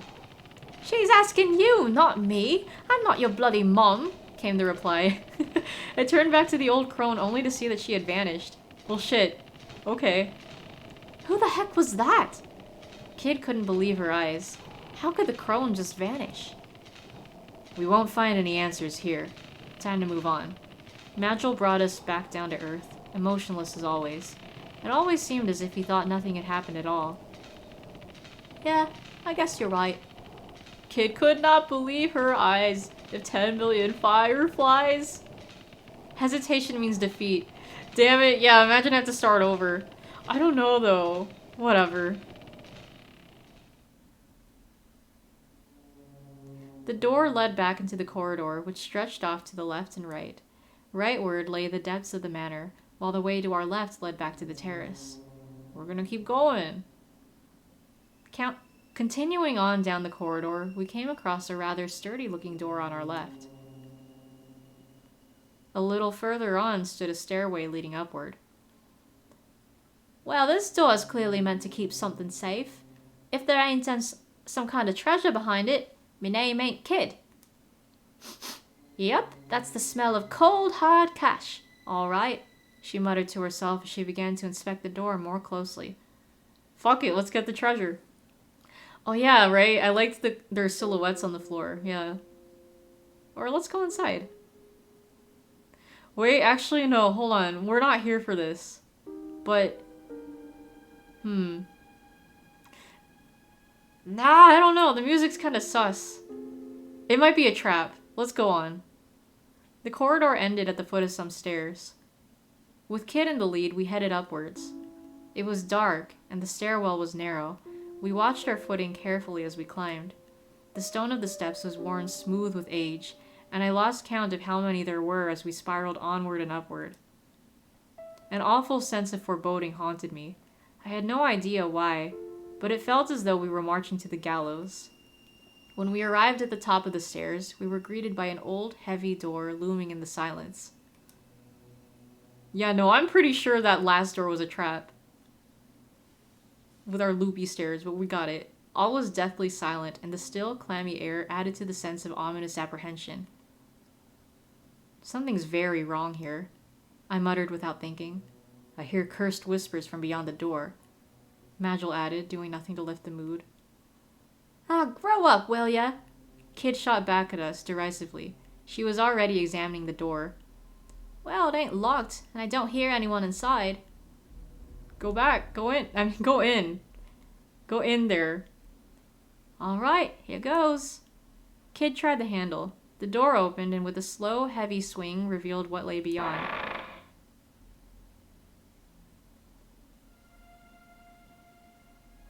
It was a small cylindrical room that appeared to be the inside of one of the stone towers. It was completely deserted, and there were no windows. What's this supposed to be? Something about this place gives me the creeps. Still standing in the doorway, Kid seemed suddenly taken aback. There might be something in here. Let's take a closer look. A closer look at a bloody empty room? Might as well, I guess. We did climb all them stairs. Kid stepped through the door, grumbling under her breath. I scanned the room, and then noticed something on the floor. The flagstones were covered in dozens of narrow scratches, and in places there were thick black stains. Something in the stains spoke of a horror that no amount of scrubbing would ever wash away. A malice and a sadness beyond imagining. There's something written here. Crouching... Oh wait, that's Magil. Blah blah, whatever. Crouching in front of a wall, Magil was inspecting some brownish markings that looked like more of the same stains. Someone shat here! Someone's carved letters into the wall and scrambled them using blood magic? Kid had gone over to take a look. Looks pretty old. Hard to read, too. Some of it's been worn away. Let's see. I cannot hold out much longer. My only hope now is to leave the Acacian signet in this room. The Acacian signet? Suddenly, the door slammed shut. We jumped to our feet with a start. Oh shit. From above us, we heard an unsettling creaking sound. The walls and floor began to tremble. What the hell's going on?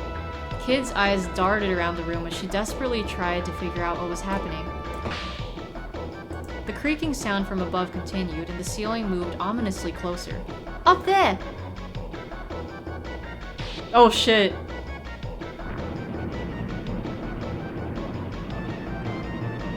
Oh, this door was the trap. We've walked right into a bloody trap, Kid bit her lip. We've gotta do something and fast. We don't have time to sit and think about this. We tried to barge the door down. Yeah! Kid sprang at the door like an arrow, slamming into it shoulder first. You wonder what battle music played in the original? You know what? I'm pretty sure this was the music. Because I heard that the battle music in Chrono Cross was based on this. Or, you know, like they remixed it. But it was far too heavy and her light frame bounced right off it. Damn it! Magil raced toward the door like the wind, smashing into it with ferocious force. It made a creaking sound and shook from the impact, but stood firm. Desperately, I hurled myself at it too. The shock of the impact rushed through my body, but it was no good. Meanwhile, the rusty creaking from above continued, as did the ceiling's inexorable journey downward. And to make matters worse, now countless blades were popping in and out. Serge, Magil, this is gonna take the three of us. I don't know, there's still hope. Timing our blows, we all charged the door at once. Once, twice, a third time. And then the door was open, and we were collapsed in a heap in the corridor outside. What? Behind us, we heard the sound of the bladed ceiling grinding on the stone floor of the tower room. Yeah, see, we're good. The metallic scraping noise it made was awful. We could only look on in silent horror at the fate we'd so narrowly evaded. Yeah, that's my quicking. My quick thinking, what the heck? My brain's not working today. The machinery continued for a short while before slowly coming to a stop. It seemed the ceiling trap had finally finished its grisly work. Bugger me, talk about a nasty surprise. That was close, yeah, almost a Jill sandwich. Once, twice, three times the lady. Is it some sort of execution chamber? Magil continued, seeming to be deep in thought. In any case, that writing mentioned Acacia. Yeah, what was all that about? I asked. The Acacia Dragoons. The elite knightly order serving General Viper, who once governed the territory of Galesburg to the west. Former knightly order, I should say. Hey, yeah, that's right. Hey, it's those guys. They were wiped out more than a decade ago, by the lord of this very manor, no less. Uh-huh. Thanks for the history lesson, Madge. Kid rose to her feet, patting off the dust. Too bad we're not here for fairy tale nights. Come on, we've got a lot more exploring left to do. Magil shrugged silently, and we headed back to the stairs. So we can check out that door now if we want. With Kid in the lead, we headed downstairs. We went down the stairs and continued straight ahead, eventually coming across a sturdy-looking door on our right. Alright. Well, if we got out of that trap, we can definitely get through any traps in here. Let's go inside. What am I, stupid? Of course it's bloody locked. Kid had tried the door handle a few times before giving it a grumpy kick. Bloody door's got a magic barrier on it. And the bloody barrier's got a barrier of its own to boot. It'll take more than me putting the boot in to get through all that. Boot, boot, boot. Okay. Well, that was pointless anyways. I see. Then unless we find the key, we don't have a hope of getting inside. Plot twist, it's a push door, not a pull door. Silly kid. Right, the barrier has a barrier. What the heck? Oh, hey, Experimenter, what's up? How are we doing today? Dude, you missed the Chrono Cross ending. Or should I say the lack of an ending? That was bullshit, but at least we finished off the boss. Sheep. Sheeple. Reckon I can handle a key hunt, especially if it's that idiot Lynx who's hidden it. Excuse me. If we can find his room, I'll sniff it out in 2 seconds flat. You just watch. You just came back? Damn, dude, rip. Yeah, we just started Radical Dreamers, so that's what we're doing right now. It's like a prequel to Chrono Cross. And it's a visual novel. There was little more we could do here, so we decided to look elsewhere. Go back down the corridor. Kid named back. Alright, go back to the terrace. Continue on. After a short walk down the corridor, the terrace came into view. Let's keep following the corridor, go to the other side. We took the corridor leading from the left-hand side of the terrace, eventually arriving at an intersection with some stairs. The path to the right led down the stairs. The path to the left was a dark side passage, and the main corridor continued straight onward. I feel like we should just... No, wait, we might find the key somewhere. Let's go to the side passage.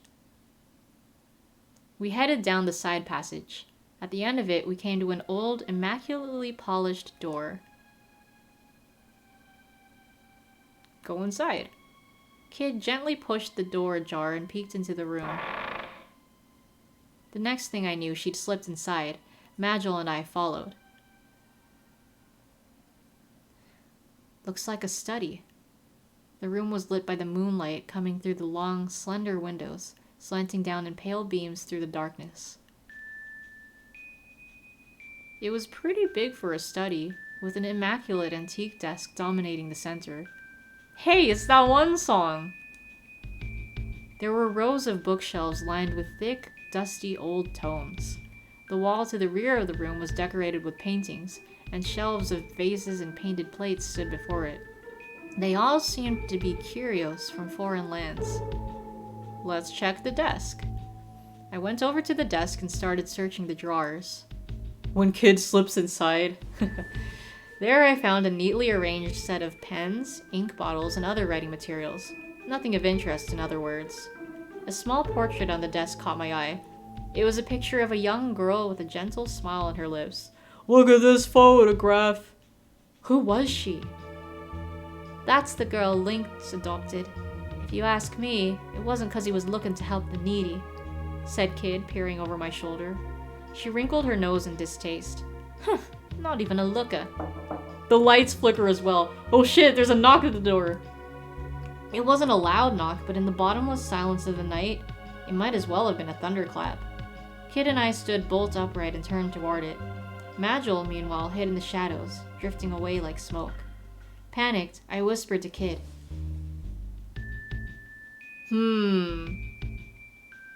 Hide behind the door in the shadows. Yeah, because I don't know. I think they'd easily find us in the desk. We just have to slip in like Magus. Quick, get behind the door! We kept our bodies low as we silently and swiftly made for the back of the door, where the shadows would keep us hidden. We pressed our backs to the wall and did our best to still our breathing. I know, I was thinking if we went under the desk, it'd be like asobi asobase. Slowly, the door opened. Flickering candlelight spread from the doorway with a warm glow. I held my breath, but it seemed that whoever it was didn't mean to come in. They simply stood there. Strange. I thought I heard something, but the Lord of the Manor is away, of course. Why would there be anyone in here? Why does this feel like an AI dungeon session? I know, right? It does. And we got visuals to add to it. I have to get over my nerves. Everything was fine until we heard the news that Pore was on the move. The figure quietly closed the door, plunging the room back into darkness. The voice trailed off to a whisper. We remained motionless, keeping our ears pricked for any sign of an unwelcome return.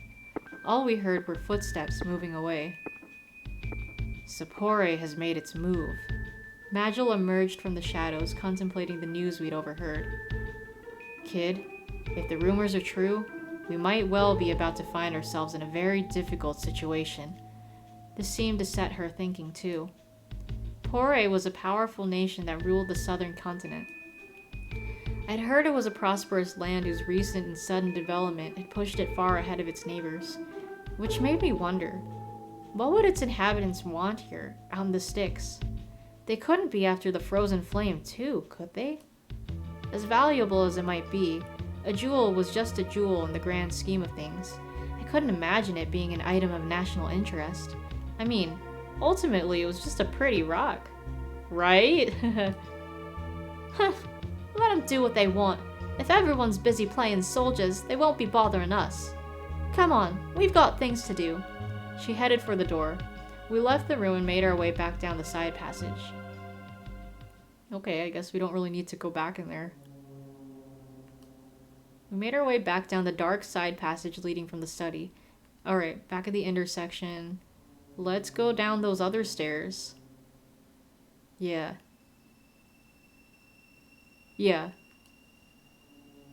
Slowly, we crept down the staircase, descending deeper into blackness as we went.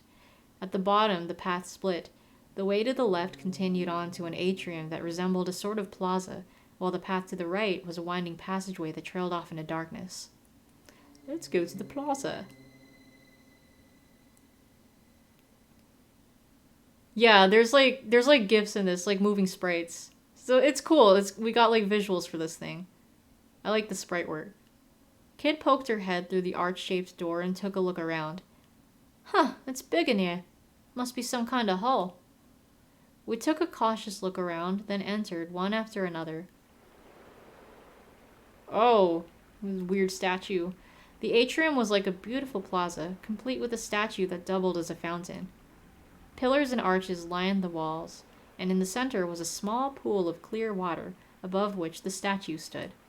On the other side of the room, I could see another arched entrance like the one we had come through. Ooh, that's cold! Kid was scooping up water from the fountain. I went over to her, and resting my hand on the edge of the marble basin, peered into the pool beneath. Shadows flickered under the water's surface. You reckon those fish are rare? As in, valuable? Kid leaned right over the edge. I couldn't see the bottom. I wondered how deep it was. Huh. The shadow of one of the fish grew larger and larger. Whoa! Sensing danger, Kid leapt back from the edge. Clack! A fish leaped out from the water and snapped at her, its jaws bristling with razor-sharp teeth. You don't steal the fucking fish. Or... oh, I thought it was gonna be a fight. Its mouth closed shut on the air, where she'd been only moments before, and with a splash, the fish darted back under the water. Pteranodons! Deadly carnivorous fish with razor-sharp teeth and powerful jaws that could snap a monster's horn in half. Staring in horror, I watched as dark shadows began to gather in what little of the pool I could make out. The pteranodons must have detected prey. Soon, the room was filled with the sound of splashing and snapping as the fish teemed at the water's surface. Bloody hell! Even Kid was uneasy. She took another step back. How many pteranodons were in the pool? The thought of what would happen if they all leapt clear of the water and attacked at once crossed my mind. A bead of cold sweat rolled down my forehead. Kid about to pull an Admiral Zhao with those fish. God. Suddenly, the water coming from the statue turned crimson and shot out in a powerful jet that nearly touched the ceiling. Kid jumped back again. I just stood in shock, watching the torrent of water erupting from the statue. The scarlet waters continued to gush out from the fountain. The pool grew redder and redder, and started to overflow. We looked on, entranced, but the spell was soon broken when we realized that the water was starting to flow faster and faster over the rim of the basin. The pteranodons began to jump and snap at the water's surface with bloodthirsty glee. I was brought to my senses by the dull slapping sound of pteranodons hitting the floor. We don't need to deal with that. But I do- oh! Ah! A bolt of pain shot up my calf and I came close to fainting. I stood my ground as best I could, flicking away the pteranodon that had bitten me. I keep forgetting you gotta be swift with these, like, choices. Because I was thinking of running to the other side. Yeah, me when I get bit. But soon, a horrible ring of shadows began to circle the water around me. I was surrounded. What was I going to do? Get out! Quick! There's an exit on the other side. I pointed at the doorway opposite where we'd come in. I tried my hardest to rush across the red pool, sending up great gouts of crimson water, but it was as thick as blood, and I found myself struggling to move. I felt sharp jabs of searing pain as countless pteranodons snapped at my legs. Kid gritted her teeth in pain. Sag, we gotta do something before we get turned into mincemeat.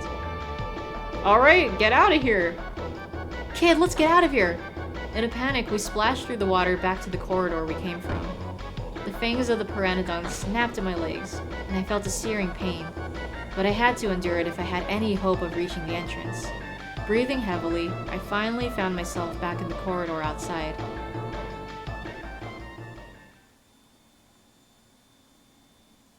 Whew, that was a close call. So that whole thing was a trap, eh?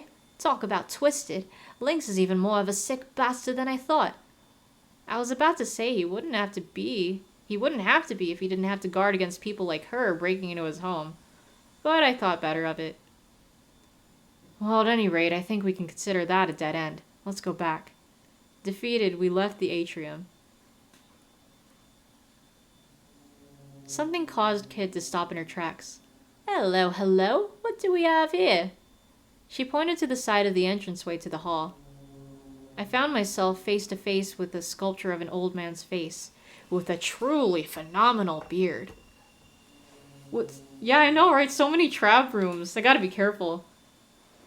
No, I can't get another bad ending. Come on. I have no idea if you can die in this game. I thought we were gonna die back there, but who knows? Stream's great. Background noise while I read fanfiction. Fanfiction? This is official! Come on. But yeah, it is a nice story to listen to. The sculpture's eyes seemed to gleam with life. For a piece of marble, it seemed almost too realistic. It's a mouth of truth. Truth, announced Magil. No, we can't spam items here. An enchanted statue that can tell when you're lying. If it catches you out, it'll bite your hand off. I don't know why Chucky corrected great BGM to great BGM. Is that the dude? Oh shit, it is the dude. Magil kept his explanation simple so that Kid wouldn't drift off before he got to the important part. Huh. So what's it doing here then? I suspect it's part of a greater mechanism. Stick your hand in its gob, do ya?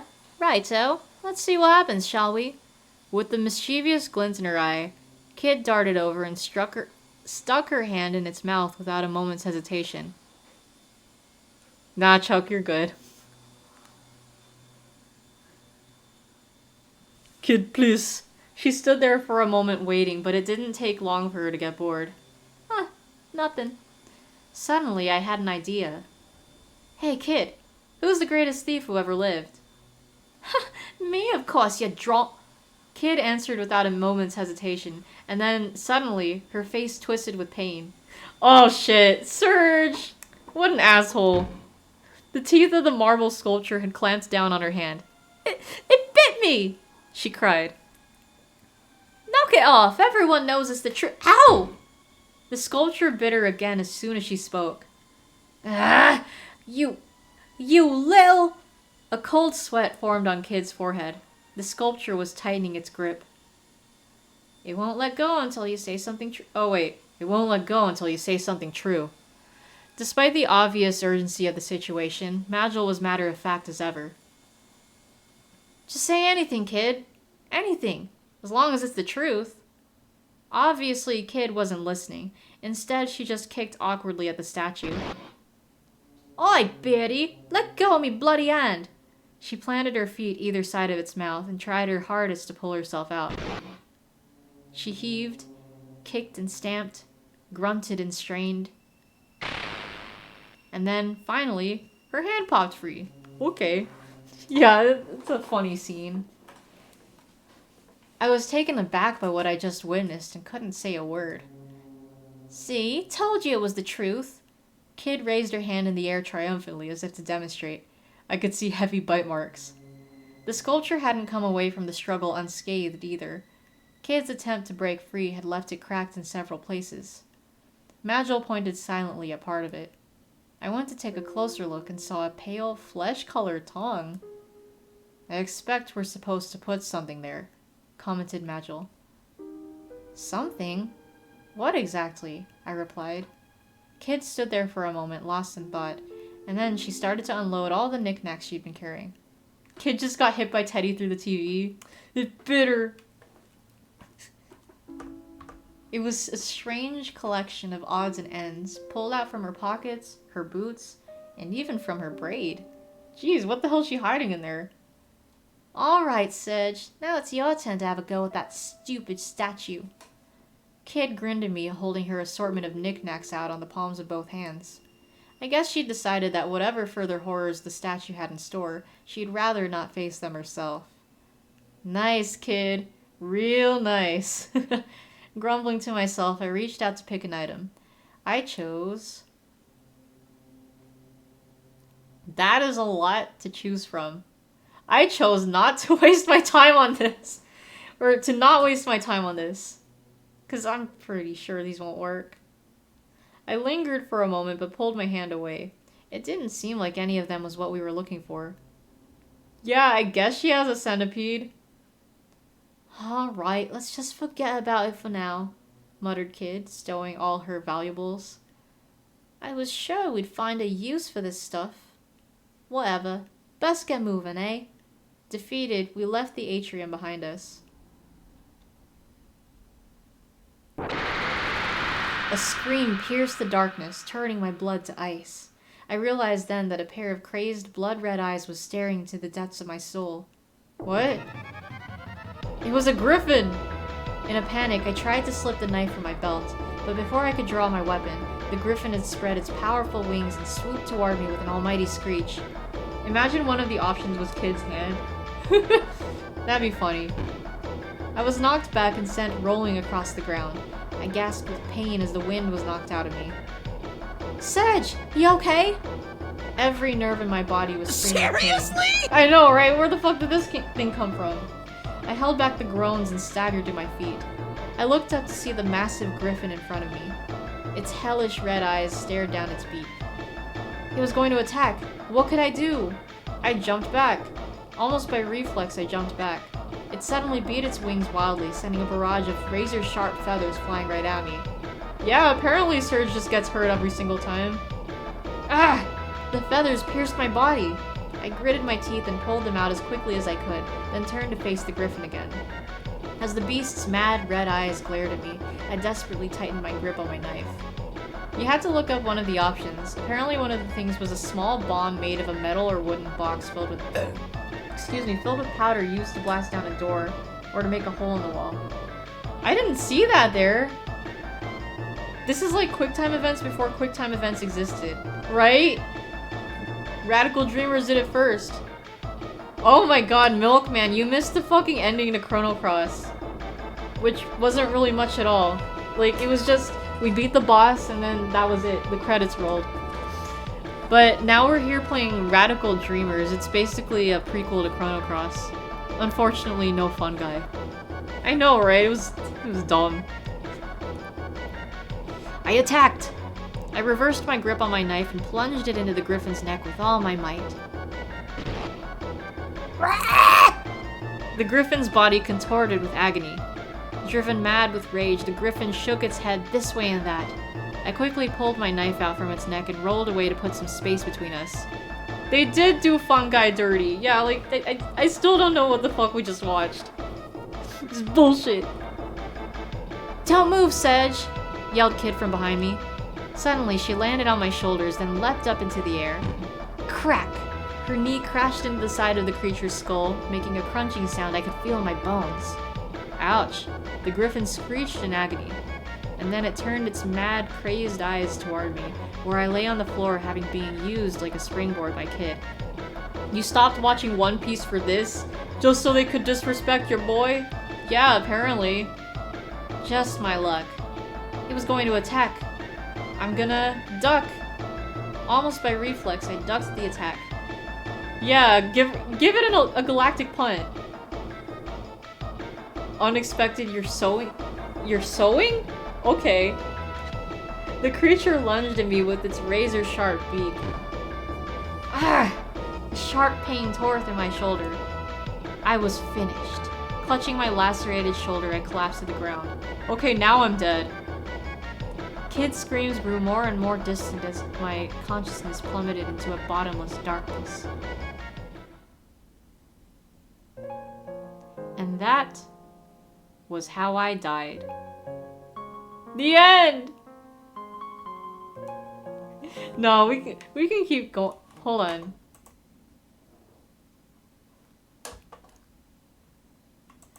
Okay, I do want to try again. This will stay on our, like... It'll stay on our list, but I do need to, eat. So I can get ready for, the watch-along. Which will be later. But yeah. I do want to see how this plays out, but... Wait, actually, let me check something really quick. Do we have to start all over again? Or does it, like... Yeah, I'm canceling these creators, what the heck? Oh god. Wait, oh no.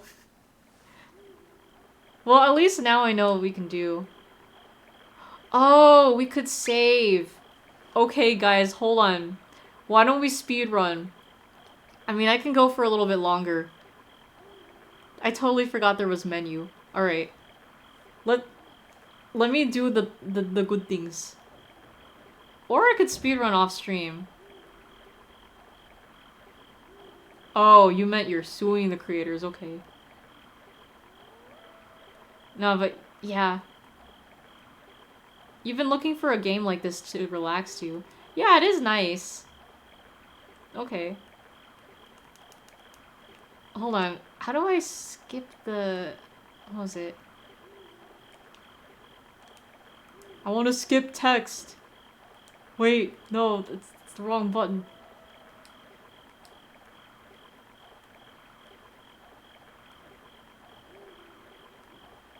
What's this?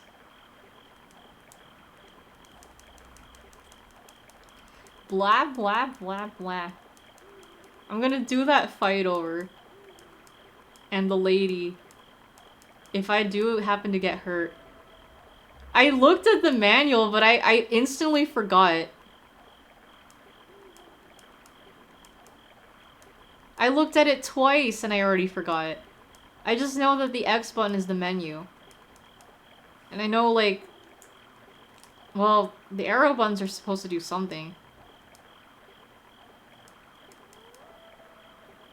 What happened with the Jester girl in Chrono Cross? I don't know! I have no idea. See, they literally don't tell you anything after that. They just left her. But there's like, different endings. But yeah.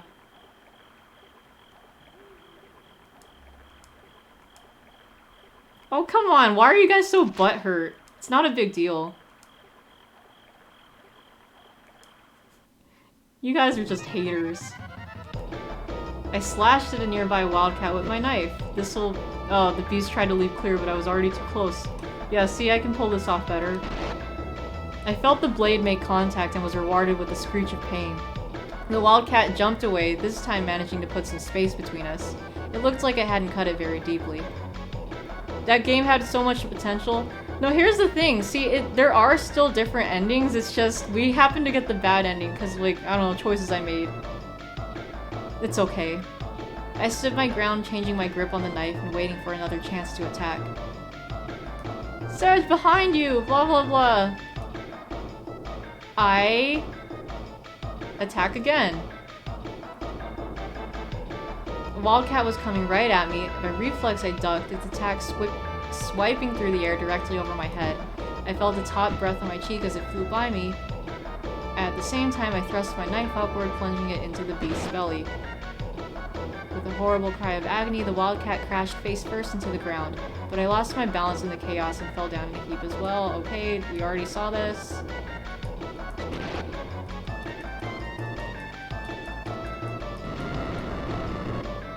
Magil has his fire spell.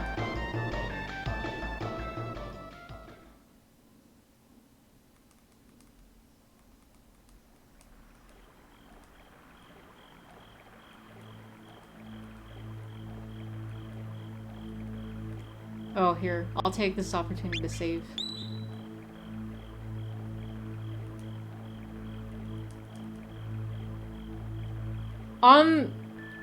I wouldn't say character models, but we do see, like, their figures. Like, earlier we saw them walking through the manor. We're just getting started. Blah, blah, blah. Yup, it's gonna be a long night indeed.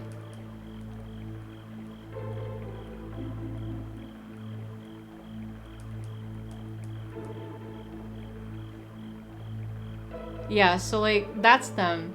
There's Kid, Surge, and Magil. Those are our characters.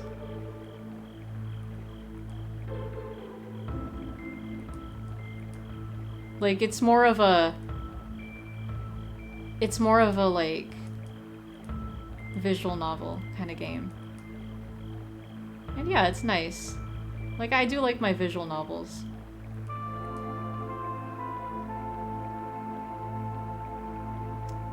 So we really, for the right side, we really just need to see the lady in that one room.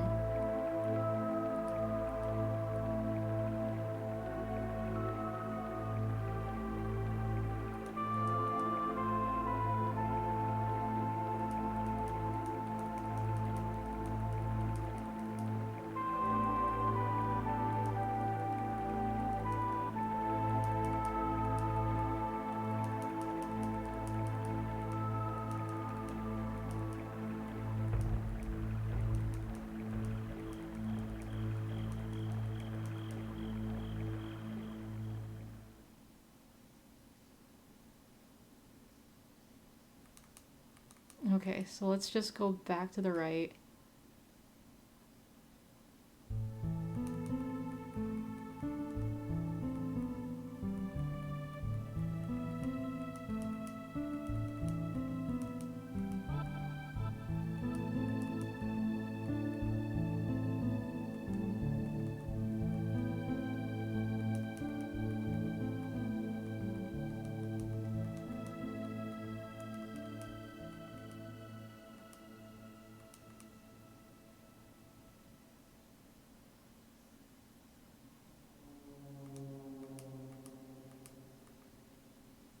Wait, is this different?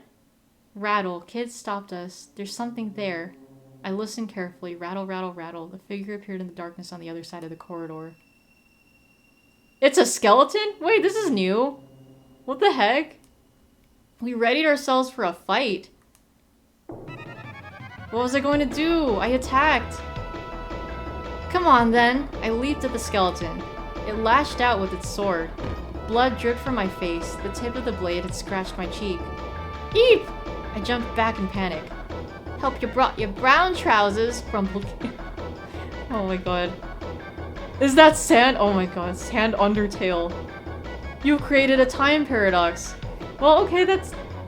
I wonder what... Huh. Maybe it's kind of like the Griffin. Maybe that just randomly happens. Is that the Grim Reaper? We squared off against the skeleton. It threw the sword it was carrying to the ground and took a step forward, and then it twisted its body into a strange pose. Wait, is it doing what I think it is?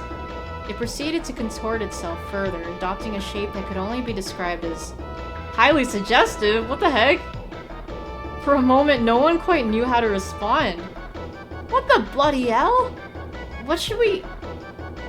Wait, Kid, look at Madge! Magil seemed completely bewitched. There was no way he'd be any use to us in this state. I tried to get Magil to snap out of it. Magil! Magil! Pull yourself together! I tried my hardest to get through to him, but he just carried on, staring into space with a vacant look in his eyes. What the heck is wrong with him? What kind of weirdo gets his head turned by a bloody skeleton? Oh wait. Yeah, muttered Kid, turning back to face our foe. Well, can't be helped. It's only a bag of bones. We can handle this. She lunged toward the creature. Magil really entranced by the skelosi. The skeleton brought down its sword, but Kid nimbly dodged with a sidestep to the left, then took advantage of her momentum to kick it right in its side. Well, in the spine close to the waist anyway. Crunch! The bone shattered, separating the skeleton into two halves. You did it! Piece of cake! The skeleton wasn't quite done yet, though. Supporting its upper body with its left hand, it quickly picked itself back up. And then, with its right hand, it flung its sword at me.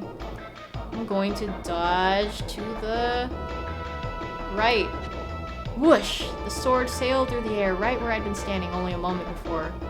Whew, that was close. Take this! Kid rushed down the skeleton and shattered its skull with an almighty kick. The bones of its upper body fell to the floor with a clatter, and then, finally, the creature lay still. This reminds you of a skeleton boss from Chrono Trigger. Yeah, huh? Okay, cool. You alright, Sedge? Yeah, I think so. It gets defeated in pieces, too. Yeah. Maybe they took inspiration. That's that dealt with. Now, Kid turned her attention back to Magil. Can't believe this Drongo, though. She brought her fist down hard on his head. Maybe that'll wake you up. Now if we're done here, let's get a bloody move on. What was I... Oh, ow! Whew. I'd taken a few knocks, but I was alright. A scrape or two wouldn't stop me. Maybe you ain't such a drongo after all. Just goes to show, any old weirdo can make something of themselves if they put their mind to it. Kid's eyes glinted with mischief. Okay, so we're back at the corridor. That was something. I'll save here. I'll stop when we get to the old lady and we're done with her. Open the door.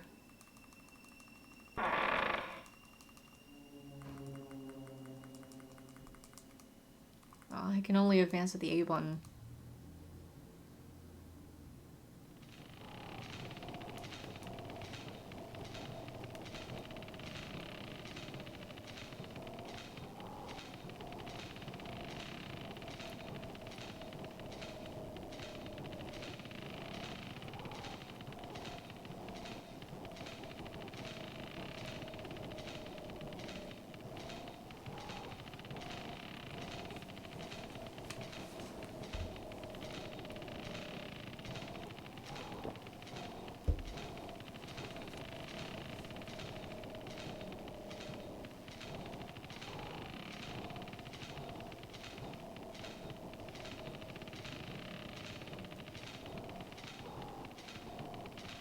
Okay, we're still gonna tell her she was right, because we can kind of trust her, kind of.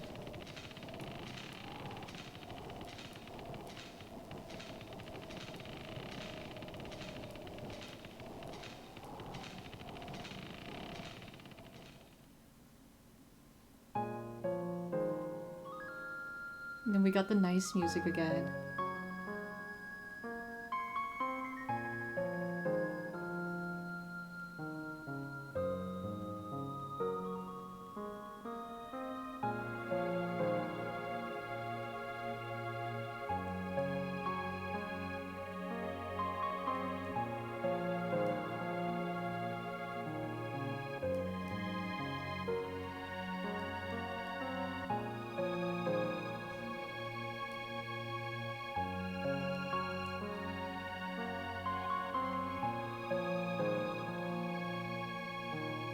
Alright, this time, heal me. Alright then, please do. What? Yeah, alright then, please do. The crone muttered a few words as her bony fingers drew sigils in the air. A pale, gentle light began to surround my body, filling me with a strange warmth. Strike a light? That's no ordinary spell! Kid was impressed. I felt my wounds healing, and heard a nostalgic melody that soothed the wounds in my heart. Before I realized it, the crone was gone. Hey! Hey, lady! Kid strained her eyes, scanning the darkness. Yeah, she just used Cure Plus, no big deal. But there was no one to be seen, and her calls went unanswered. Who the bloody heck was that? Kid looked like she'd just woken up on the floor of the Laughing Pig after a few too many. Laughing Pig, that sounds like a fun bar name. Now what did she mean about you having to let go of a oh wait, that's for Kid. What does she mean about you having to let go of a treasure? Well, we won't find any answers here. Time to move on. Magil brought us back down to earth, motionless as always. It almost seemed as if he thought nothing had happened at all. Excuse me. Yeah, I guess you're right. Kid walked quickly to the door, keen to move on. Hold it, you. Just as I was about to follow Kid out of the room. Oh, she jabbed me in the side with her elbow.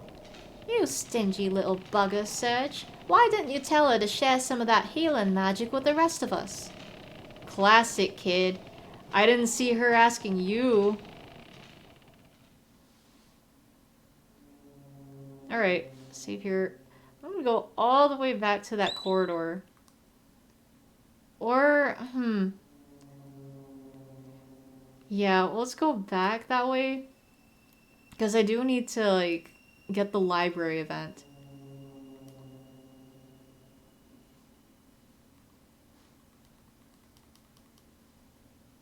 Okay, it goes to the side.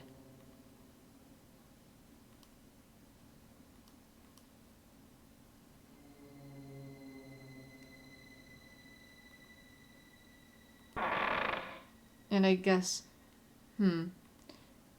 instead of the desk, now that we know that what's at the desk, I'll like look at some other stuff, I guess.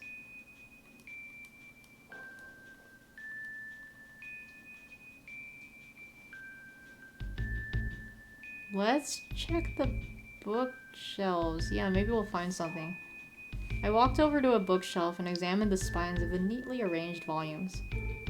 Yeah, they just reverse the silhouettes, depending where you're going. They can't afford to, like, draw anything extra, or whatever. With some good library tunes, yeah. The titles I could make out consisted of ancient-seeming words that I had no way of interpreting, and most of the books seemed to be written in exotic foreign scripts. I pulled out the closest one, and holding the weighty tome with both hands, I opened it, not looking for anything in particular. Strange symbols, the likes of which I'd never seen before, crawled and danced across the pages, as if they were alive. What was this? I squinted, looked sideways, tried bringing the page closer to my face, but I just couldn't seem to make the words sit still enough to make them out. I turned to another page on the off chance there'd be something useful, but all I found was a chaotic dance of the same odd symbols. Just looking at them made my head hurt. At least it's not as bad as the reverse stairs, like you're walking down the stairs backwards. Yeah, that's trippy. Bottom left is me after getting the bad ending. Yup, definitely me. Hey, what do you think this is? Huh? Kid came over to my side and peered at the book. That right there's what happens when you put a cipher spell on something. Ain't gonna make out a bloody word with that in place. Too bad, eh? Kid looked up and flashed me an almost conciliatory grin. You probably don't want to know what's in there anyhow. These all look like pretty nasty spellbooks to me. Wouldn't be surprised if the whole lot of them were cursed. Which means you probably want to be pretty careful. Never know what might come flying out. The moment the words came out of her mouth, I heard dark whispers and what sounded like a distant screech coming from inside the one I was holding. Yeah, I slammed it shut and shoved it back into its place on the shelf. Magil, meanwhile, was looking thoughtfully at another bookshelf. He reached out for a leather-bound tome. Could this be? What you found, Madge? Anything familiar? Kid looked over, her curiosity piqued. An ancient grimoire known as the Book of the Dead. Who would have thought I would encounter it here? Okay, so we got some more stuff looking here at the books. He stared intently at the decaying old cover. Why not take a look at... Wait, I don't know. Yeah, why not take a look inside? Just a little peek. My curiosity got the better of me despite Kid's earlier warning. Let's take a look inside. Could be interesting. Hold on, I'm gonna make another save file. Just in case. He seemed to hesitate for a moment before nodding silently and carefully turning to the first page. I could have sworn I heard a clunk followed by the sound of whirring cogs. The wheels of fate had been set in motion. I looked at the page Magil had opened the book to. It was bare. Hold up! Is the whole thing blank? Kid sounded almost disappointed. Magil turned to another page, then another. Each was as empty as the last. Talk about a letdown. What do you say we fill in with a few choice words of our own, boys? OMG, OMG, could it be? Yes, Sasuke x Itachi fanfic. We will make our dreams come true. You're eating chicken wings for dinner. Ooh, nice. Chicken wing. I think we have some beef. It smells good. Before we could stop her, Kid had grabbed a pen. Lynx is a bloody bastard and will be doing the world a favor when we finally get him. That'll do. That'll do? You sure? I could go on. Suddenly, the knock at the door. Okay, we gotta get out. Okay. Well, alright, that was a fun little thing. Get the info and then we'll go back and we'll continue off next time.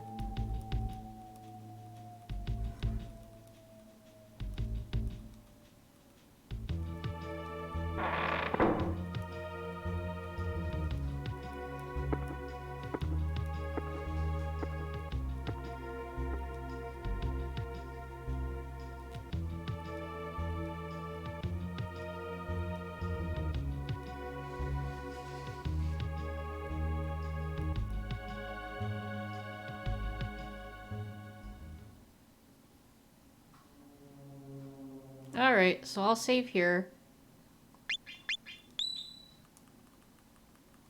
Okay, well, I'm glad that we finally finished Chrono Cross, so yay, just the fucking ending. But yeah, at least we got to start off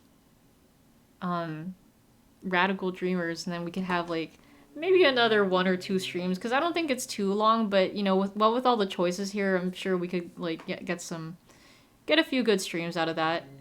Yeah, you're welcome for the Radical Dreamers, like especially when we just finished the game, like, you know, Chrono Cross, like under less than an hour. You know, I wanted to jump into it, so that was cool. It's always nice to have some visual novels there. So for the future, regarding the future, at least for streams. Well, okay, well, first off, we're gonna be watching Labyrinth on my Discord server in, a little over 30 minutes, maybe a little more than that. So that's gonna be fun. I've watched the movie before. It's a fun movie, and also David Bowie's in it and his glorious bulge. But also, great music, of course, since Bowie's involved. And the puppets are pretty cool, too. But, so, now that Chrono Cross is, like, off the lineup, we have one more slot for an RPG. So, I did mention this before, but I will be replacing Chrono Cross with Hylix. And because we just finished Chrono Cross, because, like, you know, it's been months since we, like, been playing this game, so it feels nice to get out of the way. I mean, you know, other than the ending and the weird plot, I did really enjoy the nice music. The characters are cool. I really like the designs. But, yeah, it has been a wild ride, just overall. But, yeah, so we're gonna add Hylix to the lineup. We'll also be adding Snake Eater, Metal Gear Solid 3. And also Shadows of Destiny. Those are gonna be new to the lineup. Although, I think there's just one other thing I want to add in really quick. It's not... It might even just take one stream, but I don't know. We'll see about that. Yes, Hylix. It's spelled Hylics. It's one of those, like, weirder games. Like, it's an RPG. I feel like it's heavily inspired by Earthbound, especially, like, with the weird shit going on, but you'll see. It's really cool. Like, I really like the music, too. Like, the second game, like, has a lot of very chill music. The first one, also pretty chill music, but there's also some stuff that it's like, whoa, that's, like, out there. But yeah, you'll see. Just, like, the whole game is a trip. And just really great art direction, because, like, the guy, Mason Lindroth, he made the game. He, like, uses, clay models for, like, all of the characters in the game. And it just looks really cool. You'll see. Yes, Shadows of Destiny, the PS2 game. But it's gonna be the PSP version, mostly because Yuri Lowenthal voices the main character. Hasbulla sent me a ROM, so I was like, okay, you know what, fuck it, why not? I'm gonna play this game, just because I want more Yuri. I just want to hear Yosuke. Snake Eater because Anthony gave that to me. So like, you know, this is one of the games to play with the PS2. And because, well, I miss Snake Eater. I miss Metal Gear. Like, Snake Eater is my favorite of the series. So like, I thought, you know, this would be nice to get into. So we'll be doing that. But yeah. You saw that played by Maximilian, dude, and added it to your backlog. Oh, okay, nice. Well, yeah, there you go. See, you got a reason to play it too. I hear it's cool. There's time shenanigans involved too, so you know, it's kind of like Chrono, right? Like someone kind of compared it a little to Chrono Trigger in like this like video that they covered about Shadows of Destiny. But yeah, it's gonna be cool. I can't wait to see what that's like. Yeah, I'm interested in seeing it too. So yeah, I'm not going to specify when they're gonna be played, but I'll just figure that out on my own. Yeah, you know it's time shenanigans. Yeah, so time shenanigans are involved, so we'll get to see what that's like. But yeah, anyways, thank you guys for tuning into the stream. As always, I enjoy talking with you guys and appreciate seeing you guys here. Thank you for joining the wild ride that is Chrono Cross. Like, we got this almost exactly a year ago. Actually, I can't remember when they first released the Chrono Cross port, but it's been almost a year. Maybe even a year. I don't know. But I'm glad we finally got to finish it because, like, you know, P5R and RE2R got in the way of us finishing this game. So I'm like, okay. But I'm glad that we finally got to finish it. I'll just look at the other endings on my own time. But yeah, if I don't see you at the watch along later, I will catch you for whenever the next stream is. Oh, yeah. Oh, I forgot to mention. So remember how I said we got tickets for The Lion King? So I was cleared by my supervisor, like I could have the day off tomorrow. So that's also why we're doing movie night tonight. Cause like, I don't have work tomorrow because of this. So yay, I get to see Luke Noog. You're gonna watch the first hour of the VOD at 2x speed? Yeah, like, just to see how it goes. And we also had some cool music going on too, but yeah, honestly, you wouldn't be missing out on much except for like the very end. And like I said, it just cuts off right after the boss, so yeah, you won't be missing too much. But yeah, good news, right? I'm excited. I've always wanted to see The Lion King on, well, the Broadway version. Thank you, I will enjoy the play. It's actually gonna be like, I think at 1 p.m, so I should definitely be back in time for a stream. You know what? I think we'll do one of the new games tomorrow then. Yeah, because it's time to kick things off. But whatever it's going to be, I'll leave that a surprise. You'll just have to tune in and see. But yeah, if I don't see you at the watch along later, then I hope you have a lovely rest of your night or day wherever you may be, and I'll catch you whenever you pop in for the next stream or whatever. Your money is on Hilux? Alright, bet. I don't know. We'll see. Or the mystery short game. I don't know. We'll see. It all depends on what I'm feeling. But alright. Matinee, my dudes. I hope you have a lovely rest of your night or day wherever you may be. And I'll catch you guys later. See ya.